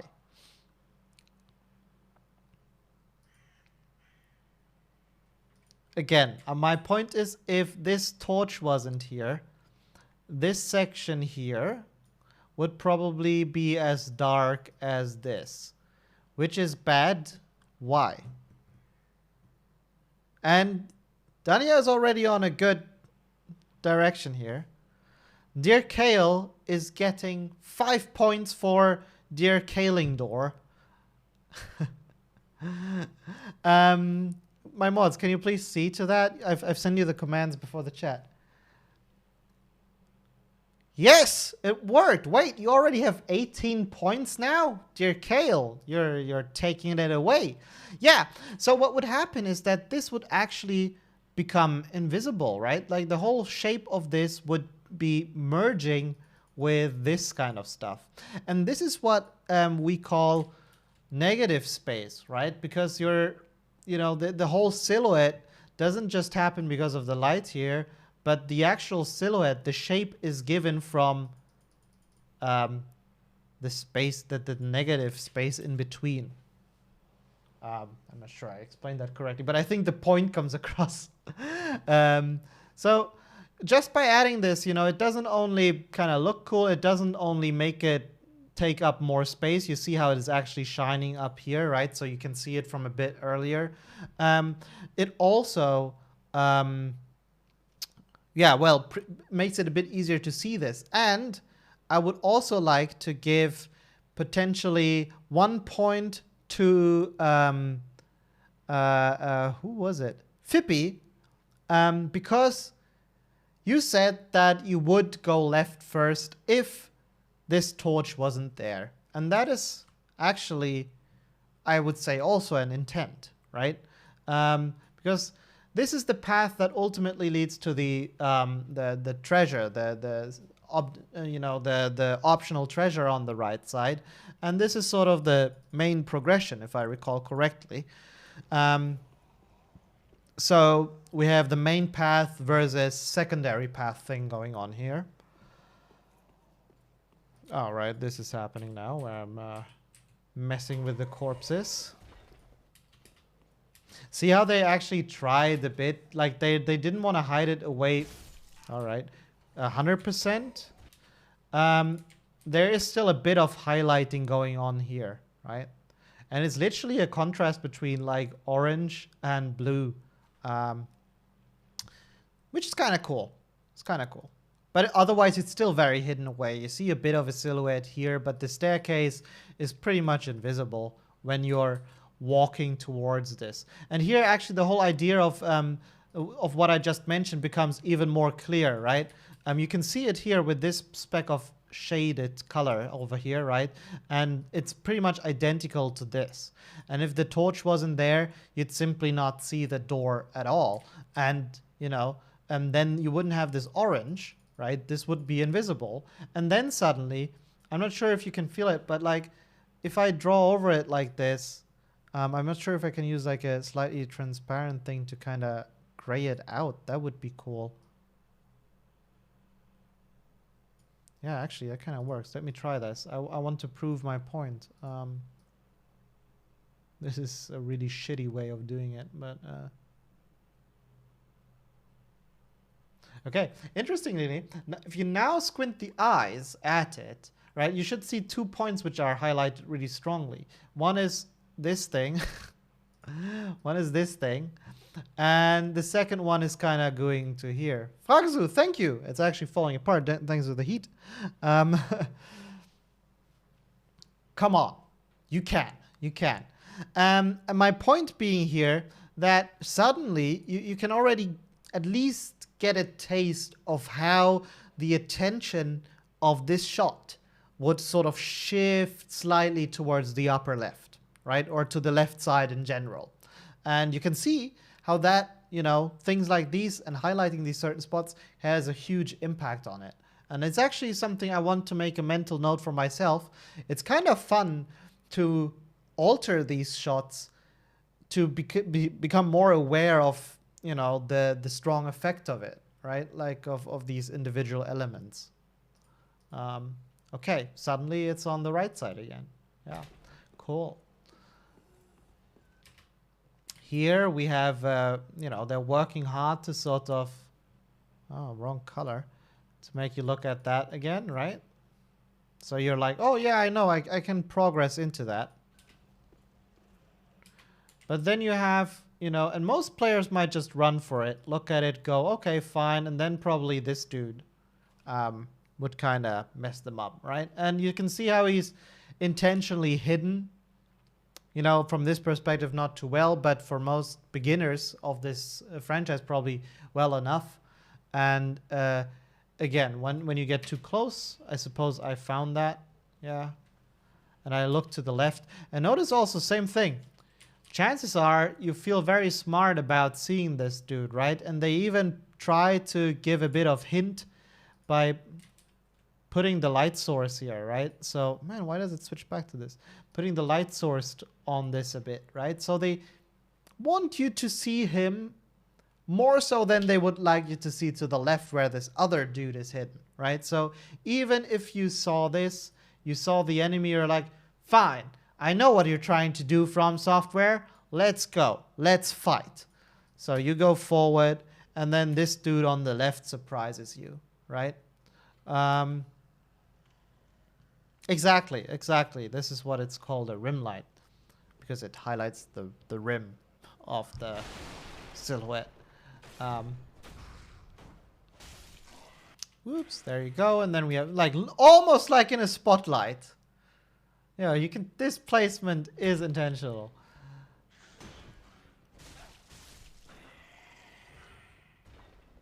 And then they tease a bit the next area, which I always kind of like. I like them doing this.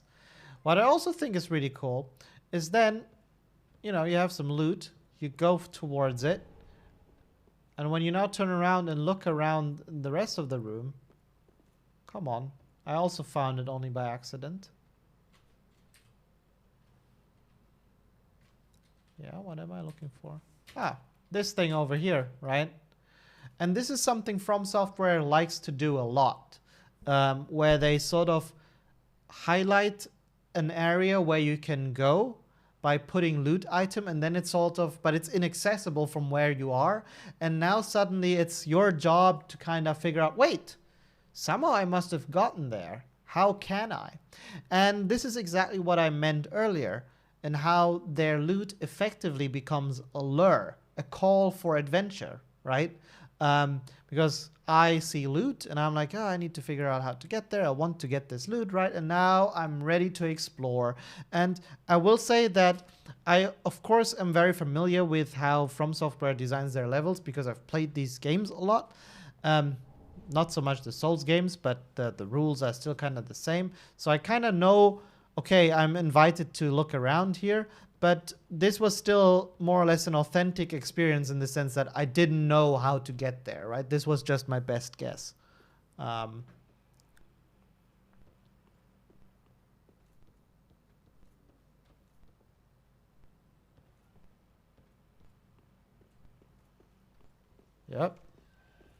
So I'm trying left, of course, for the first time, but I see I can't do it. And then sort of this staircase revealed itself as I looked here, right? From here, I was lucky to stand in a spot where it was actually visible. And I didn't know whether it would connect straight to here, but it was the only alternative, so I went for it. Again, with this loot item in my mind, right? Knowing that it was somewhere over there. And just like that, you know, what is so cool about it is that an area that I at the beginning completely missed now becomes one that I feel like I found, right? Like, in my mind, I'm like, I feel like I stumbled over this from my sort of own volition, right? Like, because I went out exploring. But you can see how the level design actually supported putting the player into a mentality where they would want to go out and explore, right? Simply from placing this loot item at a spot that was not accessible, but through that hinted at there being more. And yeah. And it feels even better because initially I missed this area. They hid it, right, by not really highlighting it, by making the staircase hard to see. And it was always there. It was something I could have just walked into earlier, right? But their layout kind of worked in a way where it wanted me to stumble over this secondly, right? So if we look at the layout of this section, we kind of have the this big round room, right? The player gets in through here. This is sort of the window with the loot item, right, that I can't get to. There's a little, what is there? A little trapdoor with a ladder right here. It changed perspective, the drawing, for some reason. And this is the window where they tease the other enemy, right? And the staircase is outside, kind of leading up onto the same space here. So what really happens is sort of like the game is working hard to put the highlight on this and to almost hide this area, right? I should switch the colors again. Oh, another goal for Germany, possibly? Not another, but like the first goal? Yeah, Germany scored a goal, I'm pretty sure. Good, Germany go! So yeah, this was kind of hidden, right? This was highlighted. So what happens? I, as a player, I move in, I do the activity in this room, right? I see this thing. And I know, I get a strong sense that going down here is where I progress. I see the window. Okay, fine. I can't do much. Wow, that was a loud explosive. So I'll have to close the window. I'm not sure if you can hear it, but it's really annoying to me.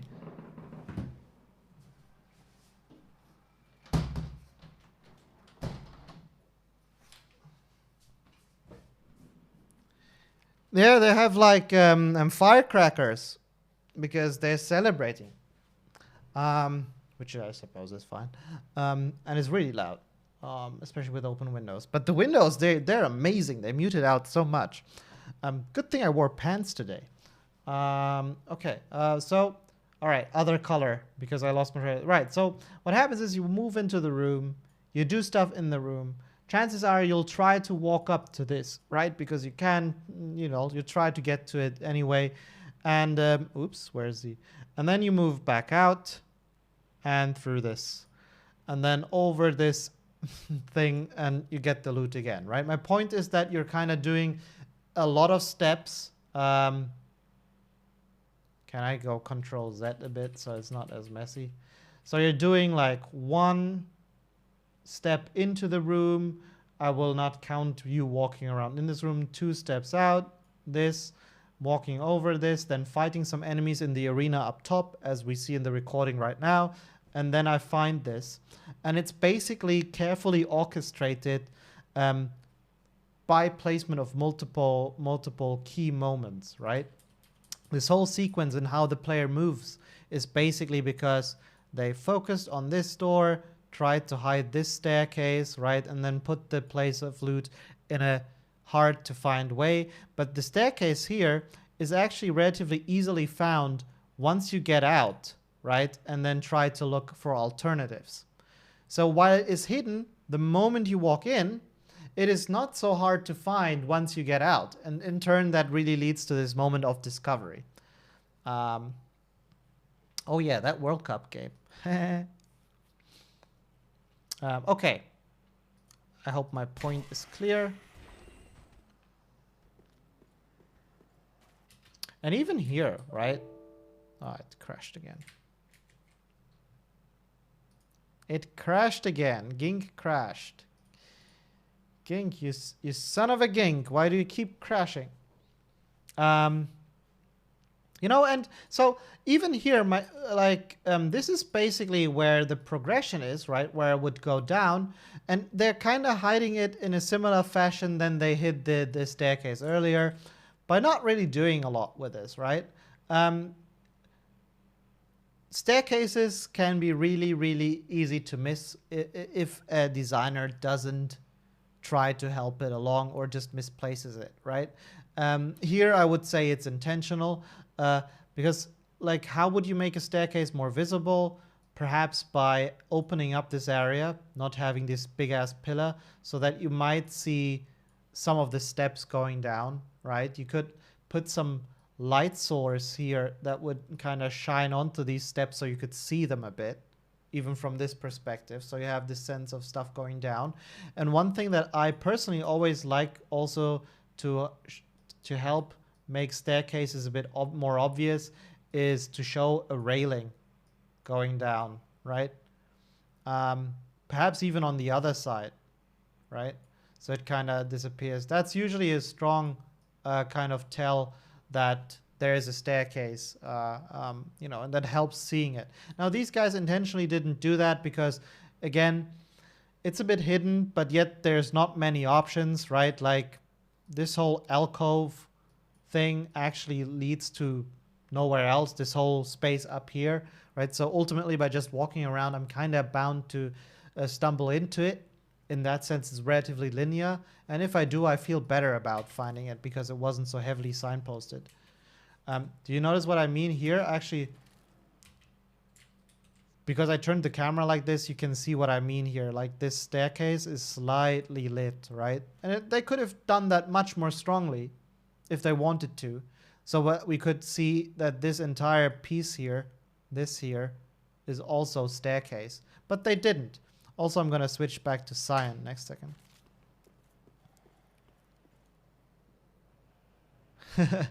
Adzi. Yeah, we got a city to burn. Thank you. Welcome to the stream. If you've just joined, I hope you're having a great time. Ooh, by the way, you can actually go up here. Ah, right, and we had this moment of the... Yeah, okay. Right, from here you can actually see the dude a bit.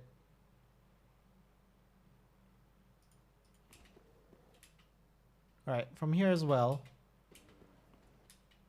But, and you see the sword sort of extending here. But otherwise... The Mighty Wizard, thanks. Have a good night and hope to see you next week then. I hope you had a great time. Thanks for dropping by. I really, really appreciate it. Yeah, watch me, you know, like a less experienced player might have gone utterly fucked here, right? Because they were mean to them. What they tried to do is like focus your attention on this bit, right? Imagine the corpse wasn't there, but you'd see the light of that dude kind of show up like now. And you'd be like, oh, is there loot perhaps, right? You walk up to it and then you get attacked by the guy. And you can see how they're basically using all of these techniques that we've talked about in previous streams. Lighting, motion, right? Colors, and the shapes and silhouettes. Not only in instances where they intentionally guide the player to certain spots and where they actually need to be, but also they utilize these same techniques to set up traps. Which is, honestly, that must be really fun to do. I wonder if you could see the staircase better from up here. Huh? No, I don't think you could. No, it's actually relatively hidden. But I still have in my mind, there is a loot item over there, right? Hence why I'm kind of walking into this direction to find it. And I ultimately do. One-way drop. And elegant. And see, this way, what did they solve here? You know, if we look at our shitty drawing.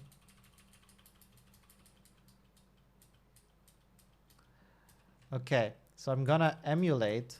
I'm gonna fix this drawing a bit. Okay, so the staircase goes up and it goes to how, like the circle level above, right? And there's the dead dragon here. That's dead dragon, and then you drop down here onto yet another level where you can get the loot item, and then you would drop down here into this room. I hope it's somewhat readable. But this is why I really love their designs, right? So, because what technically starts out as backtracking actually isn't. Heckalite, thank you for following. I hope you're enjoying the show. I hope you're learning a bit.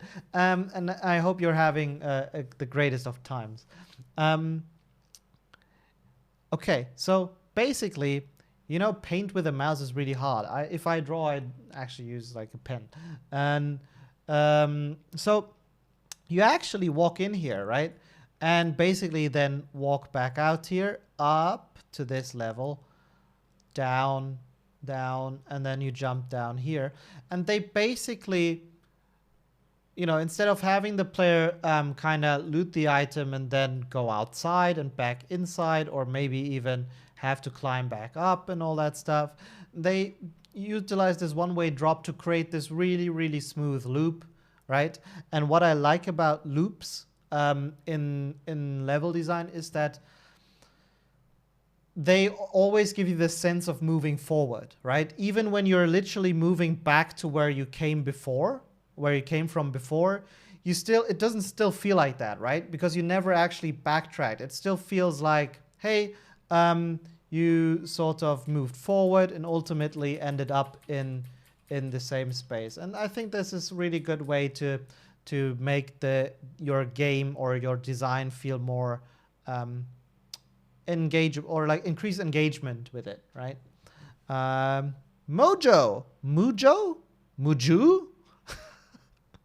Thank you for following and giving me such a great time with your nickname.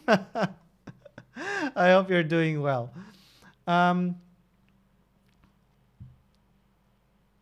Yeah, you know, it's almost like a bit of their characteristic. I think they're using it because it ties into their game so much as well, right? Like pushing the player into uncomfortable situations, and partially an uncomfortable situation also is the one where you as a player have to commit to it without the chance of thinking over your choice, right? Like a one-way drop is that because you look at it and once you drop down, you have committed, you cannot return up and, you know, go another way.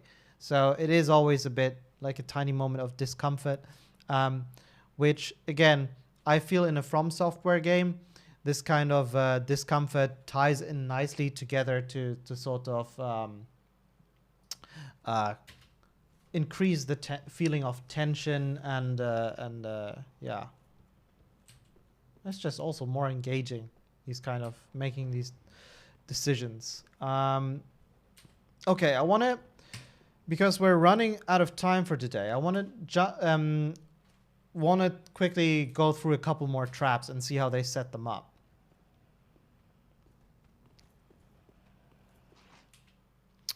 There, I mean, Mirozi, propose one if you think there is.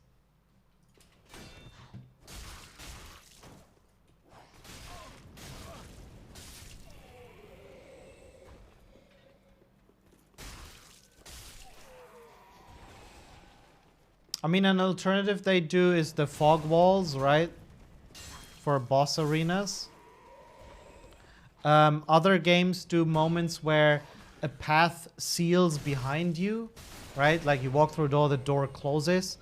And it is really a matter of context, you know, whether this fits the game, whether you are happy with it or not, right? Sometimes like the door closing behind you after once you get into a boss arena can feel gamey as well. I think drops tend to be an elegant solution usually, and they're also very cheap to do because they don't, you know, like you as a level designer can make them without having to rely on other resources as much.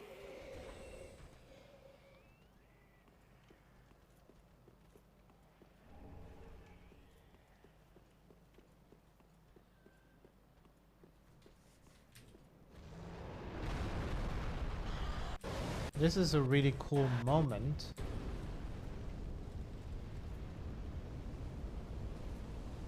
Okay, staircase leading up.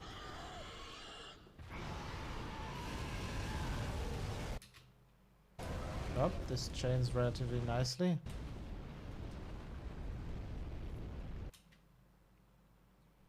Yeah, Rayfish, I think it kind of depends on the context, right? Like, imagine a spaceship, you know, Mass Effect, for example, you go through it and you see like, or you hear electrical cracking, right? And the door shuts behind you.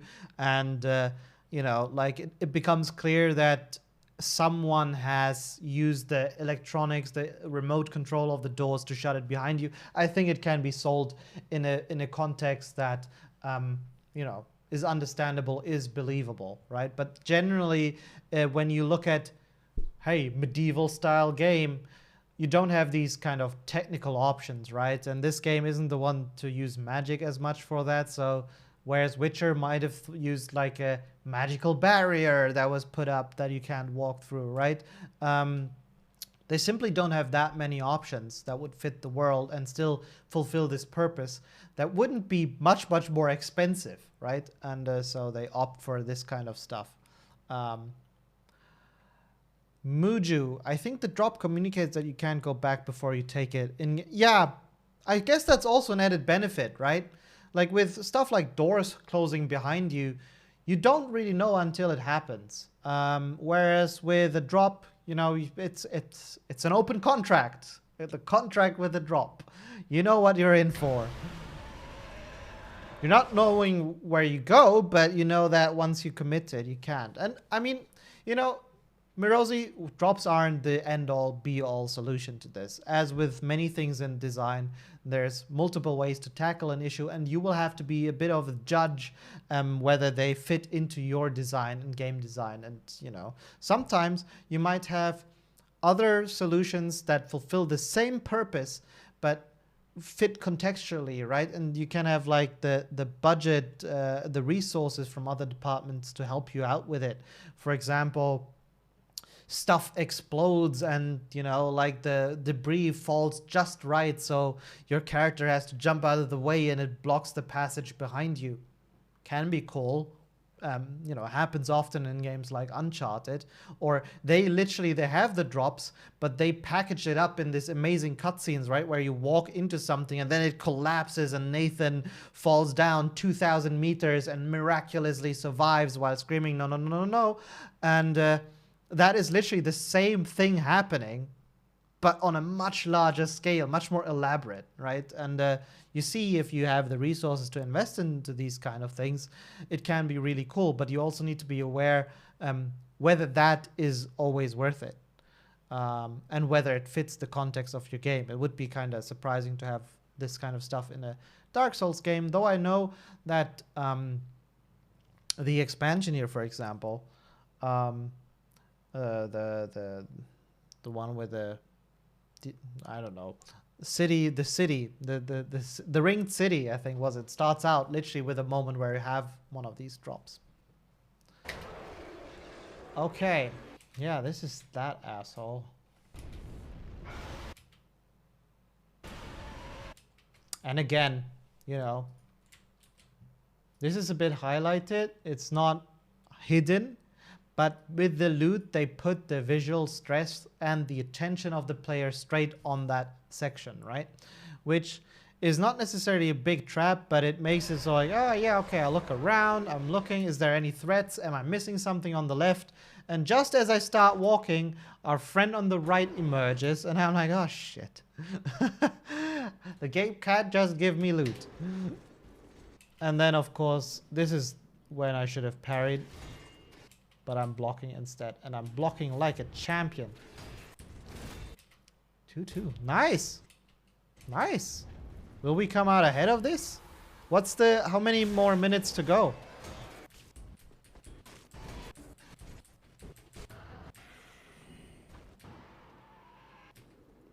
Six minutes. Holy shit. My god, that's like... That's actually a really interesting match to watch, which I'm missing right now. Like, wait, these are the best matches. But is the level of play good, or is it disappointing to watch? Like, are the teams playing well? I have like this little fly. Okay.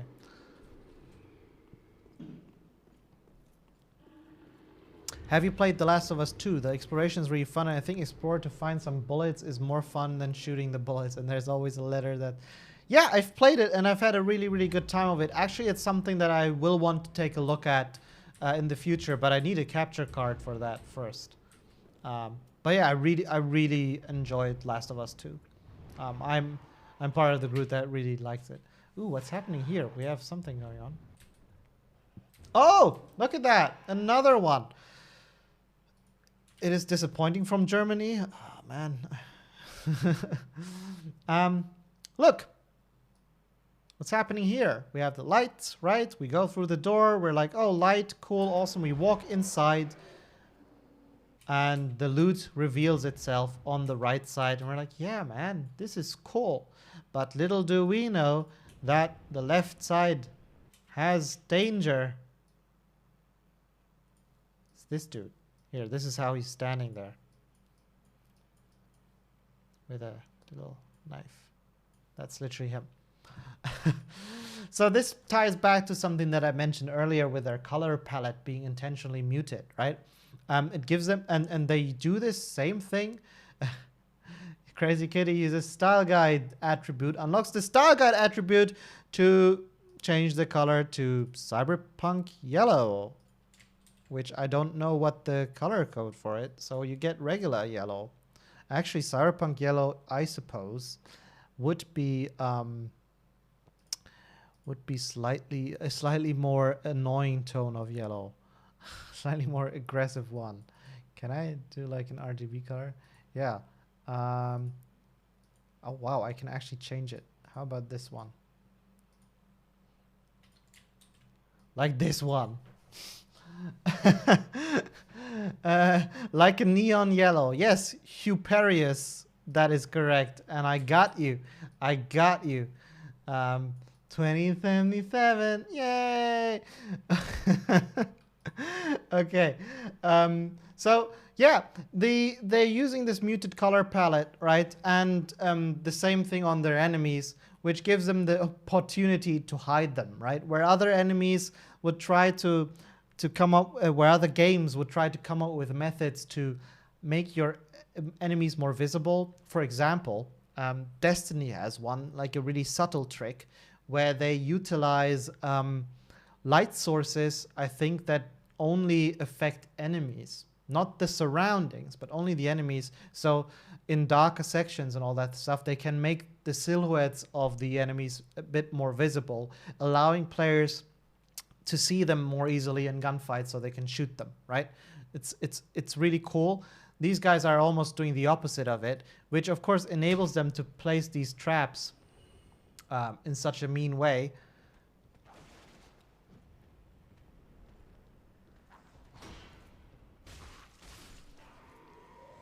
Which one is the concrete loving cars glitch, Dink? I'd actually love to answer that, but I can't. And it might actually be outside of my, expertise. It might be like a coder's problem, for example. I'm not sure. Okay, I want to skip forward to awesome trap. Dog foo. Dog foo. Thank you for following. I hope you're having a great time watching this channel. And I hope you're doing well. Ah, the cars which go through fences on the highway. Yeah. I think this is something, this may be an issue, and I might be wrong with this. There might be multiple things, that work under the hood. But it might just be an issue of what we call traffic splines being misplaced, and the car is thinking that this is where the road goes and continues, right? And cars don't really, they follow what is determined as the road when they're just driving around, so they don't start driving on the pavement and all of that. And if that is misplaced somehow, it may cause cars to drive head on into walls. Okay, this is also a cool trap, but I want to look at some of the sicker traps later, because we're almost done. Almost done. Wait. Oh, this is kind of cool. Right, so we have the trap with the guys on the left. I think this works very obviously. Again, they use their loot item to lure the player into a position where, they can start triggering stuff. They also have this relatively interesting scene going on here, right? So as a player, I'm naturally feeling like, oh yeah, I want to check this out. I can, loot it, want to get it, and then, this dude goes nuts. Which is, again, oh, actually, this is such an important moment. Okay, let me re-summarize this again. So the whole, why are From Software doing this? Why are they so mean to their players? Is it just because they're sadists, right? Do they love to have players not be able to see enemies and get into these unfair situations so they can get the player, kill him, and go, ha ha, stupid player, right? So is that their point? No, it's not, right? Although that might be a fun side effect. I don't know. They probably watch the streams. They'll probably say this as well. But so what From Software is trying to do here is to create a kind of game which incorporates the sort of action RPG experience of, you know, improving, getting better, overcoming challenges, having the sense of character growth because of that, and then attaining a sense of mastery that makes you feel good, right? Because that's what games are ultimately all about. They're about making players feel special and good. Even Tetris. I think I mentioned it in the past. Games like Tetris solely exist so you can feel smart about them, right? Because if you are actually good at them, you get a sense of satisfaction about it and you start feeling special. Ultimately, the way this game does this is by being very, very difficult, but designed in a way where if you learn its ways, you can get used to it, right? And then as a source of it and as a result of it, become better at it and overcome the challenges. What I've been saying this entire stream is that basically by them doing these traps and these unfair situations, it teaches the player in a very brutal way to slow down, to be more careful, right? To not rush ahead, to play more tactical, and to be very, very aware of your surroundings. That loot item over there, don't just rush at it. Look at it, analyze the situation, right? And then move forward. You might not know what kind of trap it is, but you will probably be able to escape the trap or deal with it much better because you're already kind of, you know, on your feet, right? And you're already suspicious of what's going on. Now, this thing with hiding enemies behind crates or making the player look left when the enemy is on the right side, all of these things, they work. But when you do them too often in a row, what happens is players will begin to read them, right? Will begin to use them. And this is, of course, part of this cycle of mastery where you're like feeling that you're getting better. You slow down, you look left and right. You see the enemy hidden on the right, you take him out first, then go for the loot item, and you slowly conquer and the game and the rooms, right? And move forward and feel like a god, right? But that's the moment where you would lose this whole sort of pressure, right? Where you feel like, I can read it. And then you would slowly start becoming faster again, right? Become more cocky. Just move into a room, take out the enemies. You know where they're placed. All good. Awesome.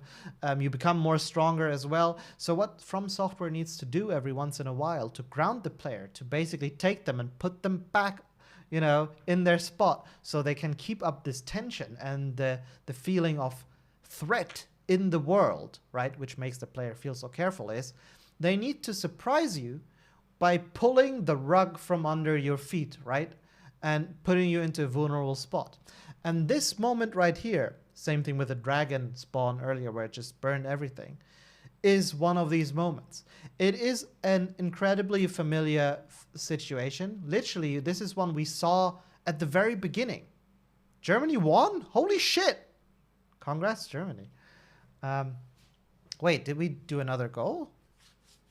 What? Either way.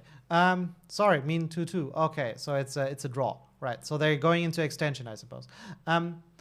But it's the end? I don't know. Okay, either way, fine. So basically, you have this... I'm getting distracted by this match. I'm sorry for that. So this is the situation we saw literally at the beginning, right? With the guys praying, all that. We have the loot item here as well, same way. But we don't see any enemies, so we're like, yeah, fine. It's cool, right?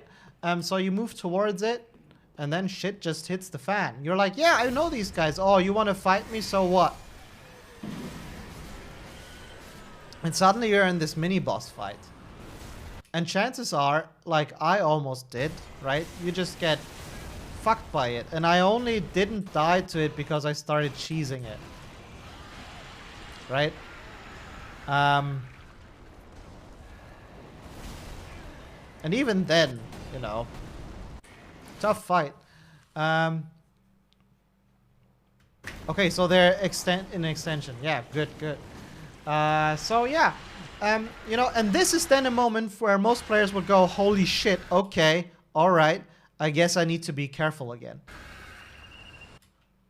And actually, you know, what I think would be like a good sort of analogy is for those of you who are driving cars, right?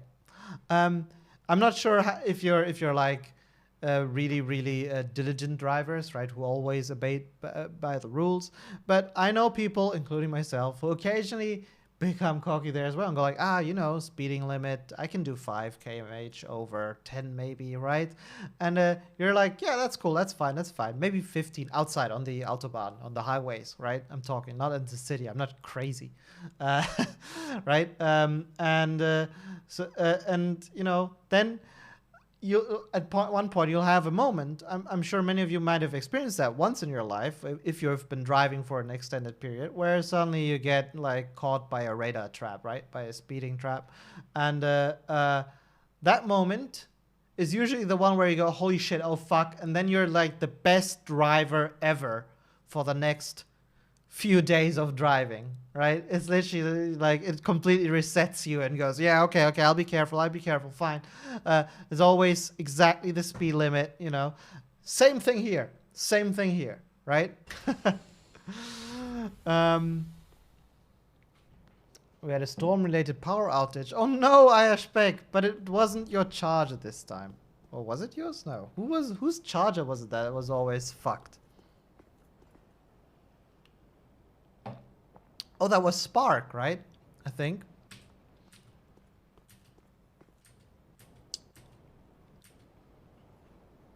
Ashbeck, though, welcome back. The VOD will be saved on this, and you'll be able to watch it. To accelerate to 100. Yeah. That's how it is at the beginning, I think. And here, you know, the one thing also is about this, you know, it's a matter of how often you do these kind of things, using loot to fuck with the player by moving them into positions where you get fucked. I think it was Nojakas. Yeah, good point, Crazy Kitty. You can't always do it, right? Because the player will just not go to loot anymore, right? They'll be like, no, loot is a death trap. I don't want that. So occasionally loot also gives good things. As earlier, it can hint at an additional area that you might have missed, right? So it makes you explore and you can then find that. Excuse me. So it also can be used to lure the player into a position where it can just be generally advantages, you know, like I found this, I get a nice loot item, but it also allows me a good view on the area below to plan ahead, to see how I might move through the level, right? From this point, I might see, big gate, that's maybe where I move, but oh, what's going on here? Oh, what's going on here? Loot item, okay. Is this how I get onto that loot item? All of these, right? So you can think about the future, and that is a good thing. You can see this space here, right? And like, thankfully, they've used a light source here, so it actually hints at the passage. And again, like with the torch earlier, you can imagine how if they didn't have this white light, how that might just completely disappear, right? In fact, they even use a different ground texture here just to make it pop a little more, or it helps it to pop. That might not be intentional. Okay, so one last trap before we kick it into Q&A, and apparently we're doing a couple of minutes longer today, which is nice. This one, I think, is one of my favorites in this. So, oh, also here, right? Another loot item on the left that was visible. Okay, right. So you climb down, you don't think much, you can't actually see through the ground. You might have seen the loot item on the left, right? You're like, yeah, all right, there's some loot over there, which I missed, but you know, like from here, if you stand here looking into this way, it's probably easy to see. So you might be all like, yeah, okay, I want to go there. Fine. I want to get the loot. That is cool. You get down the ladder. You're like, oh shit, there's a space down on the left. But that's okay. I just get it. Go here after the loot. No big deal. I plan. I'm a pro. and you get hit. And you're like, okay, oh, what an asshole, right? And he's a ranged dude, so you're like, oh, I need to close in on him really quick so I can, you know, kill him. So you do it. You take him out, and boom, next hit from the left. You're like, oh, motherfucker. Okay, so you take this guy out. There's loot even. You're like, yeah, fuck yeah. And then these dudes emerge, right? And they converge on you. And again, this is a moment where you look at my HP. I actually have no flask, you know, like this can quickly overwhelm you and kill you. And it's yet one other moment where the game goes, dude, you know, have foresight. Be careful. Don't just rush into things, right? Even simple or easy enemies might be dangerous. But the cool thing also is, like you get the additional reward of not just the loot item, but also an additional passage, which is a bit of a non-linearity in this, right? And gives you like this opportunity to get closer to the enemy and actually skip a huge part of this dangerous encounter. Because we do this, we're right at the enemy down there with the big guys, right? We don't need to go through amazing dude with a spear and all of these axe dudes with the dogs in that kitchen kind of area. We can skip all of that. There's barely any loot there as well. Certainly no important loot that you would miss, I think. So it's actually, at the same time of it being mean, it also is a method of luring the player to a alternative place, one that they may have otherwise missed because they climbed down the ladder, they looked at the passage, they know there's loot. So most players would have probably gone, oh, okay, I'll get the loot, and then you progress through the gateway, right? But through this, they have now been elegantly led to this area while learning a bit of a lesson on their way.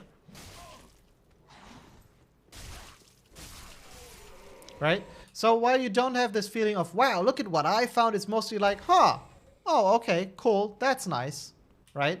And something that you otherwise would have missed, you actually ended up finding while still learning a bit about the game. And it sort of reinforces to the players that, hey, it's worthwhile exploring because sometimes you might find a different passage, right? And that may lead somewhere cool. So look around, don't just follow the obvious road. Okay, there's more awesome traps here, right? There's of course this whole thing. There's the one with the explosives and many, many more situations. And I'd be curious to check these out, maybe on the next stream. I'm not sure if we will play Dark Souls again, or maybe we'll play Sekiro. Which also might be worth, or maybe I'll get a capture card by then, and then we could play Bloodborne. That'd be nice. But if you would like, we could do a series sort of on Souls games from here on out. I know Dark Souls has been one of the most heavily requested games on my list, so that's why I went for it today, particularly Dark Souls 3, simply because it had this somewhat more modern mechanics, right? And I didn't have access to the Demon Souls remaster, as I said. But yeah, I'm willing, like, I don't have any specific plans for next week's stream, so if you want me to continue playing Dark Souls 3 or another From Software game, let's do it. Actually, I could do a really short poll here again. Oops, actually, this is not how you do that. New poll. Continue DS3 or play other FromSoft game. DS3, other FS game. No more Soulsborne ever.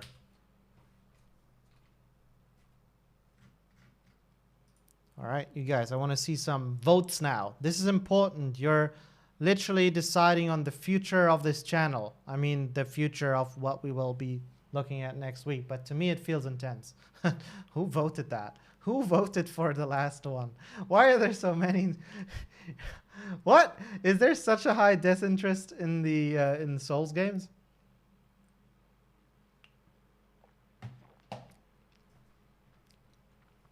You could also play the Final Fantasy demo, which also is also a Souls-like. It's of course a very early version, the one where you are out to kill chaos.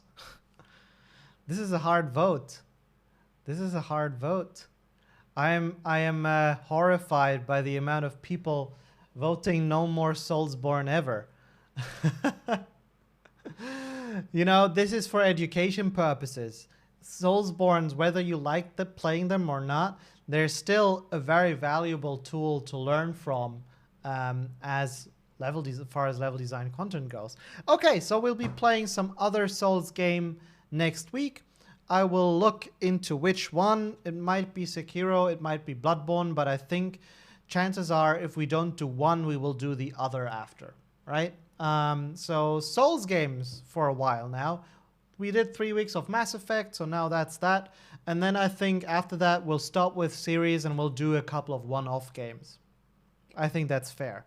Hitman is, for example, also one that I would like to take a look at. Okay, so with that, it's decided, another FromSoft game. And thank you all for participating in the poll. That was a really high level of participation for this channel. Thank you very much. I really appreciate it. Having said that, we're now at the end of our stream.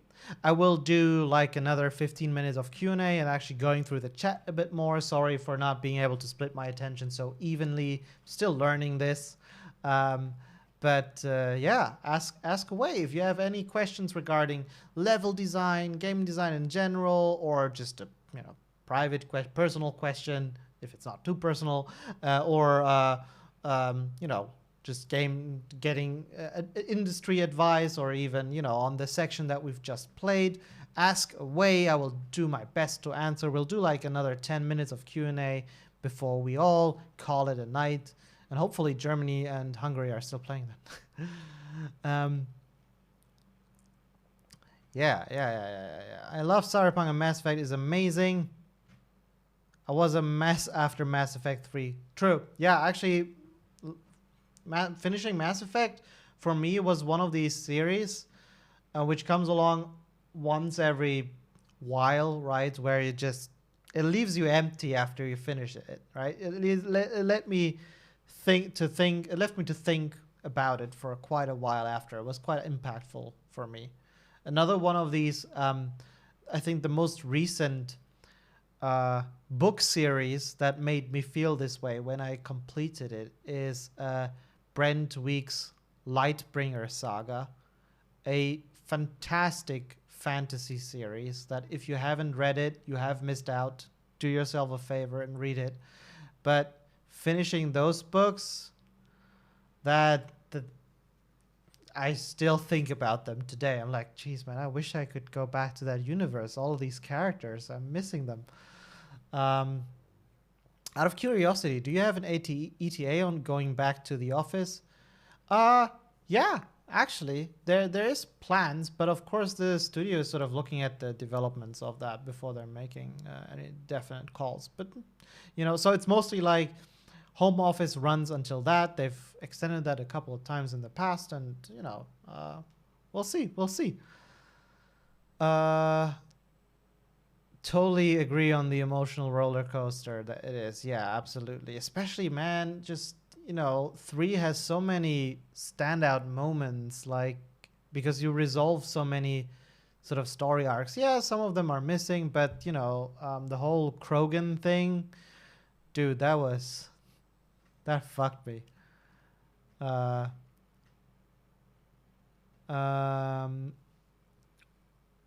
He reminds me of the first boss. I think that dude, yeah, it's pretty much just the same kind of thing, right?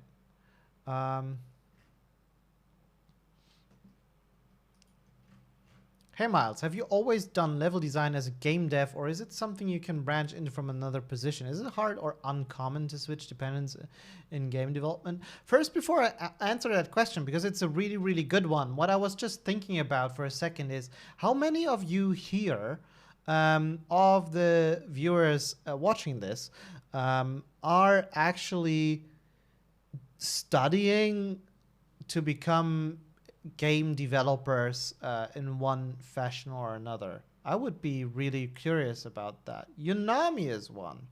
Nice. So that's why you were doing your sculpt. I hope it will all go really, really well for you, and all the best for your studies. You study psychology? Oh, you know, Pavel Sasko has a master's, I think, in psychology, and you see where he is nowadays. He's the lead quest designer on Cyberpunk and also on the Witcher 3 expansions. So yeah. Game and art animation. That was me. That was me 10 years ago. More than 10. Yeah, 10 years ago. I suppose. Sociology. I suppose. Because, you know, I mean, a lot of this, and that's why psychology is also kind of, you know, interesting for this. As you see, a lot of this focuses on sort of behavior of people in certain situations, right? And knowing this, you know, like also like from a demographics background, like how different demographics might react in certain in pressure situations and all that stuff, right? Knowing that most of your players are probably going to be between, I don't know, 25 and 35 years old, I don't know, can certainly be helpful. All of that can be very valuable information in design jobs, right? So there's certainly applications. This is actually something that ties really, really nicely to Daugfu's question, right? It is actually, so you might be surprised how common it is to have people switch into the game development industry from the outside. And it is something that on a daily basis blows my mind. This is a better kind of perspective, right? Because we at CD Projekt, for example, there are so many people who in other fields are so incredibly more qualified at what they've done than at what I do now, right? And it's crazy. I know, like one guy, for example, the guy that I mentioned looks like the default character there a bit. He works as a he's like a really, really good QA at our company. He used to be a medical doctor, right? I know one of our level designers used to be a lawyer, right? Then we have people at the company also in high-ranking positions, like, you know, like animation positions, like who used to be butchers. One of our level designers, which is really, really helpful to the entire team, used to be an architect, right? And you see there's a lot of sort of cross-pollination from the industry. I expect us poster check. Yes, poster check, everyone. And that's something that I really, really love about this, because it's not necessarily, you know, the thing, like you can only get a job when you learn like how to do game dev. It can be certainly helpful, but what I find particularly interesting, if you have experiences from outside that you can somehow then apply into your job, right? Like your architectural knowledge, like your medical knowledge, I suppose, to a degree as well, certainly in Cyberpunk, I suppose, but also, you know, yeah, like our lawyer, for example, ex-lawyer, tends to be super highly organized, which is, you know, very beneficial, of course. So yeah, it is pretty normal for people from outside the industry to switch into it. And, you know, oh, right, like one of the best level designers that I know is he told me the other day that he used to be a plumber and actually worked like in construction, right? And you know, switched relatively late even in his career into level design. So in his late 20s, from what I understand. I might be wrong with that, but I vaguely remember him telling me that. And you see that, you know, there's many opportunities to jump into the industry if you really wanted to. Having said that, it is, of course, you know, as with many things, it requires a certain level of dedication and passion about it, because it is a tough industry to work in. I'm not gonna sugarcoat that. But I really, really enjoy it. I love making video games. It is my absolute dream job and calling. And you know, even in the tougher moments, still there's not a day that goes by where I don't have at least one moment where I sit down and go, holy fuck, but at the end of the day, you're still making video games. How cool is that, right? And it keeps me going, man. And then having these streams where I can talk about my craft, right, and share that with you guys, have these super amazing, wholesome, and fascinating conversations with you. That's also, you know, absolutely, like, it is really, it's what fuels me. Yeah. So thank you very much for that. Very good question. I'll try to catch up. I'm doing a course on concept art. I want to do that as a start point for game dev. You know, and even concept art, like, you might start doing that and then go, oh, maybe I'll become a quest designer or level designer or whatever, right? And even then, that knowledge will help you so much, right?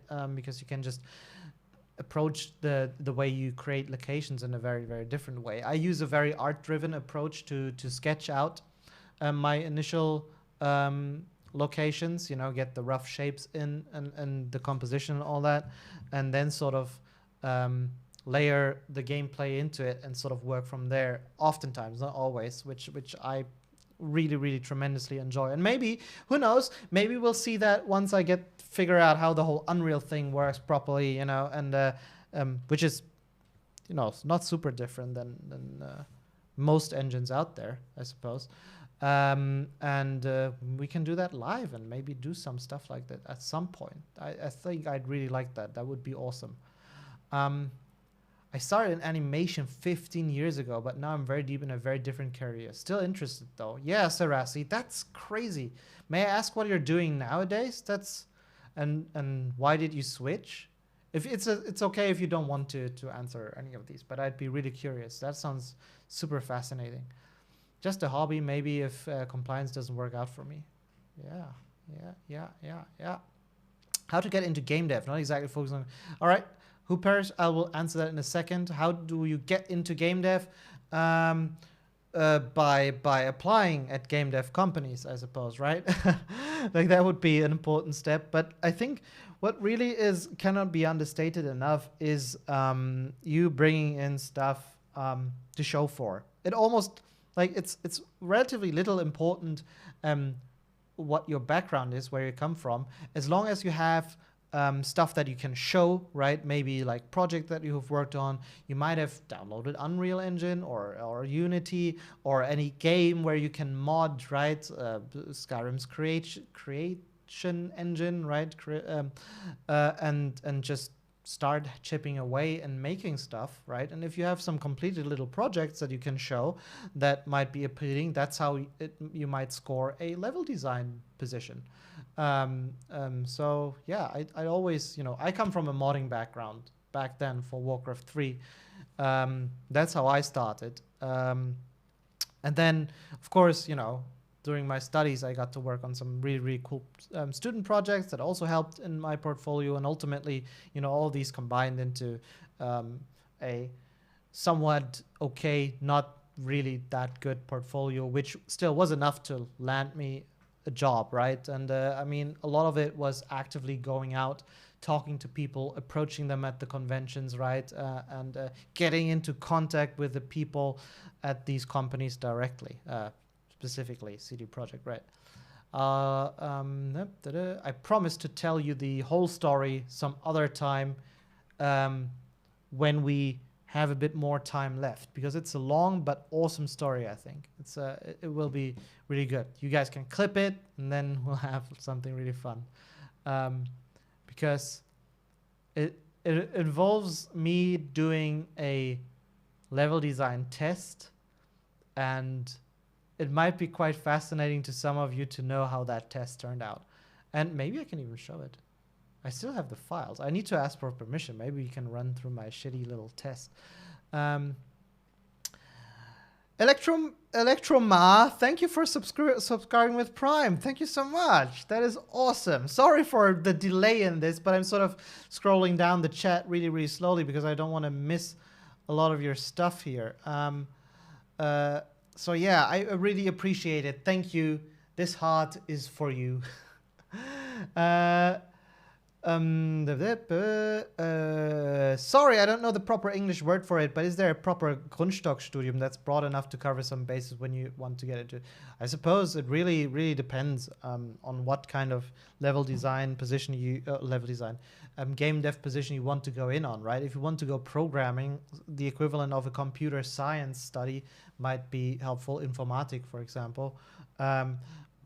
Otherwise, you know, like even an art or architectural studies can really increase your chances of scoring a level design job. So it depends. Nowadays, we have more and more game dev sort of universities popping up with varying degrees in the quality of these, sadly. But that's happening more and more, and I'm sure that will get better as we go forward. Holy shit! The Outsider has been gifting subs. Thank you so much. Fucking cool. Thank you. Man, I can't get over how awesome that is. That's so wholesome. Thank you so much. I really, really appreciate it, Outsider. I'm sorry for ever butchering your name, or actually the introduction, and thinking you were someone else. I love it. Thank you so much.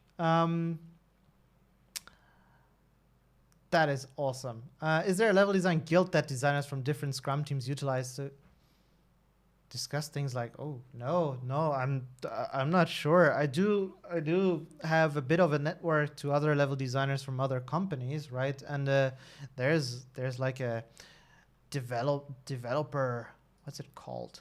On Discord. It's called the Dev Lounge, which at some point I was invited to, which I lurk, which is a Discord, apparently like an invite-only exclusive Discord channel of where just level design, no, not level, game designers hang out, game people working in game dev, and it's kind of cool, really cool discussions there. I don't know how you get into that. I don't know how I got into that. So but it's kind of cool. There's definitely, so, you know, the takeaway from this is that even with the growth that, you know, the community or the sort of game development industry has experienced in the recent years, I would still consider a fairly, you know, it's young for sure, but also fairly small community, small industry where you meet people and you know, it's fairly easy to establish connections and chat on these conventions, and yeah, and you know, like it being such a normal part of the creative media industries for people to switch jobs and, you know, work on a per project basis at places. You have people moving around so much, right? And just by working at one company with people then moving around to others, your sort of network kind of spreads, right? And you then know so many people working at other companies, and then you still are friends with these people. So oftentimes when they come visit your cities or you theirs, you meet up for beers or whatever, and then have chats and talk about your jobs, about how, you know, to the limited degree that your NDA allows you to talk about it, and just life and design, and it's all awesome. That's one thing that the pandemic really messed up for me. Why is The Witcher so amazing? I don't know, but thank you for thinking that, and thank you for saying it. I really, really appreciate it. Stuff like that really makes my day. Okay, I think, all right, The Outsider. Honestly, I just want to return the favor, so to speak. The Friday stream on Cesaro was much appreciated, kept me company and all. That is awesome. Thank you so much. I really, really flattered by you saying that, simply because I was hoping that, you know, this charity stream was, beyond it being a charity stream, you know, was doing something nice for people watching it, you know. And I firmly stand by it also, you know. It's, of course, the whole pride thing remains sadly a really sensitive topic in the world, and yeah, there's just so much that we need to learn and still need to do, and it is an important cause to fight for, to spread awareness about, and I'm glad, you know, that beyond that, no matter whether you consider yourself part of the LGBT. Oh God, I keep messing it up. I'm so sorry. Community, or not, right? I'm very happy to hear that you found enjoyment from our stream.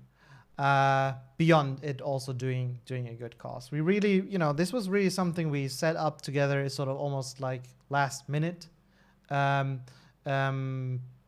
because people really thought it was something we needed to do and important to do, and I'm glad it came around to such a great result, right? We actually earned quite a bit of money that we donated to the campaigns against homophobia in Poland, and I suppose especially there, supporting this cause is important. And yeah, I'm like that whole weekend. I was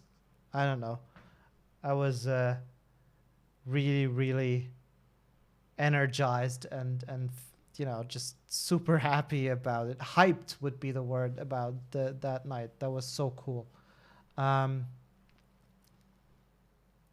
Yeah. Spark, you made it. We're about to close down the stream. It would be awesome if Sarah featured more often in your stream. I think so too. I think Sarah is really, really cool. I think Sarah has a lot of interesting and awesome stuff to talk about, when it comes to our games, but also design, right? And I know she's been quite shy about this in the past, right? And I'm hoping that this may be like the moment where she may pop up more often, not necessarily on my stream, maybe that we can make that happen, but like also like more publicly from the company, because I really thoroughly enjoyed working together with her and the others all these years on the Judy quest line, and I'm personally very, very proud of what we achieved there, and I'm just a big Judy fanboy, but in a very fatherly way, like you watch this character grow up from like just a concept art drawing to like a textureless 3D abomination, and then slowly turn into the character that everyone nowadays sort of comes to, or so many of you learn to love. Is just such a fascinating journey, and it's been not an easy one, but I think what we ended up with is something that all of us in Content Team 2, that's the team that worked on the Judy quest line. I don't know, we must have been like around 10 individuals. I might be wrong. And yeah, we all can be really proud of that. And Sarah was quite anxious as well. Yeah. But it's, it's like her first time being public and like that, basically for the company, I think. So it was really cool. It was awesome that it was that she agreed to this on such short notice as well. Like we literally, like a day before, I was like, wait, can we get Sarah on this? These people have seen my face so much. There's this Wednesday stream. It's tiny. I am on Twitter. I'm posting all the fucking time, and I've done the Night City Wires. And can we get someone more interesting on this, right? And like we made this happen, and it was such a nice thing of also the other teams to jump in, because it's of course like Shial here, who had to prepare in the last minute the design for the frames, right? For the name frames and all that stuff. And even though it might seem like a tiny thing to you guys, like these things, of course Shial doesn't just make graphics when people shout at her instantly, right? She has a schedule, and so it's all really, really a lot of effort and good work by people put together to make something so cool happen. And I'm glad that you really enjoyed Sarah's appearance on the stream. I'm sure to forwarding this to make sure to forward all of this to her because it makes her really, really happy. And chances are this is what will get her to pop up more often on some of these streams. Perhaps even on Saskos. I think she would do fantastic there as well.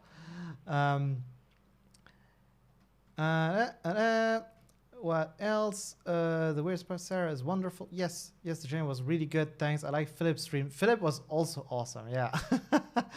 Then that Witcher 1 gameplay. I love that game so much. The music is so good. The atmosphere in the first act in Vizima is just absolute killer.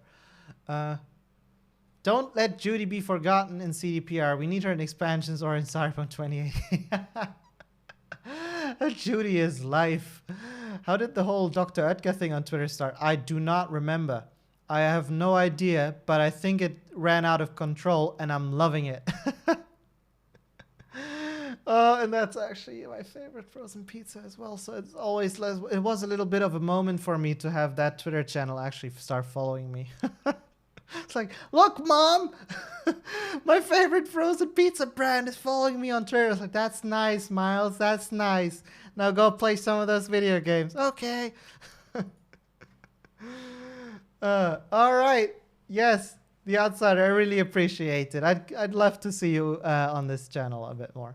Did they ever give you a freebie? No. No, surprisingly, no. I am sad. I did put a bit of a, so here's a little Easter egg. If you play the Grand Imperial Mall quest, right, and you actually enter it from the back entrance, the parking spot area, right, the dude with the pizza boxes, if you scan him, it actually has this whole, like a whole wanted thing and that he's being wanted for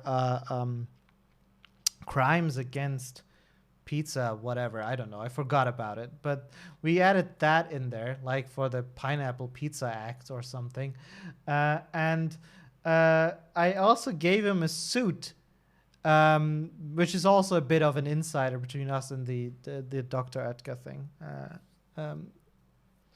So, I mean, the pizza is not a reference at all to Dr. Oetker, but I was thinking of the social media person that is running the account, which is, contrary to popular belief, it is actually not Fabian.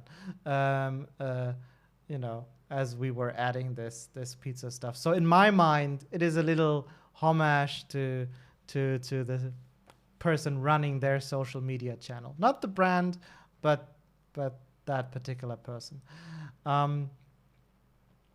Harboring Pigeon's Pineapple Pizza. Big Corpo following Miles. Yes, right? The Cyberpunk nightmare has become reality.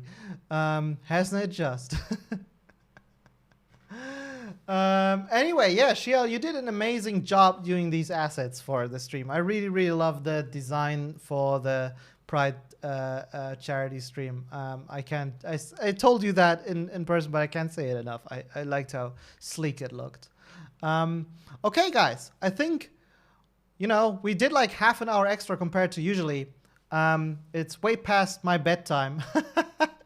No, it isn't. But I need to get myself a cold drink, some ice into this water, or maybe another Spezi, and then I will go to bed and sleep well.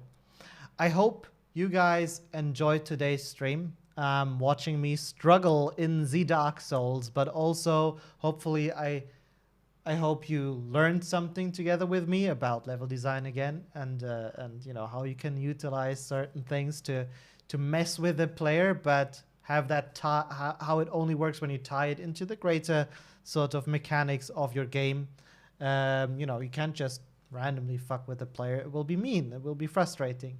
And again, thank you so much also to my moderators, Kelly Kuhn and Crazy Kitty, for making sure everything's tidy here. But although they don't have much to do because you're all so wholesome and awesome here, but they also make the emojis and sub badges and all of that for my channel, which I'm really, really happy with. So awesome job to you guys. And thank you again so much for tuning in. I hope you had a great time. I hope you stay safe. I'll send you lots of love and health. Take care. Next week we will play another From Software game, Wednesday, 8 p.m. CEST. If you're not following me and you're still watching this, do follow so you won't miss it, right? It doesn't cost anything, and it will be worth it, I hope, with lots of entertainment and education. To all of you who are studying game design and trying to break into the industry, all the best to you guys. Stolpi, thank you for writing. All the best. And I said that before, but you guys I'm just so hyped. I don't know. I'm just so thankful. I can't thank you guys enough for hanging out with me for so long time every Wednesday. It's great. It's great. It makes my week. Highlight of the week. Every week. And again, yeah, all the best in your studies to finish that talk. That point. All right, guys. Good night. Miko and Miles out.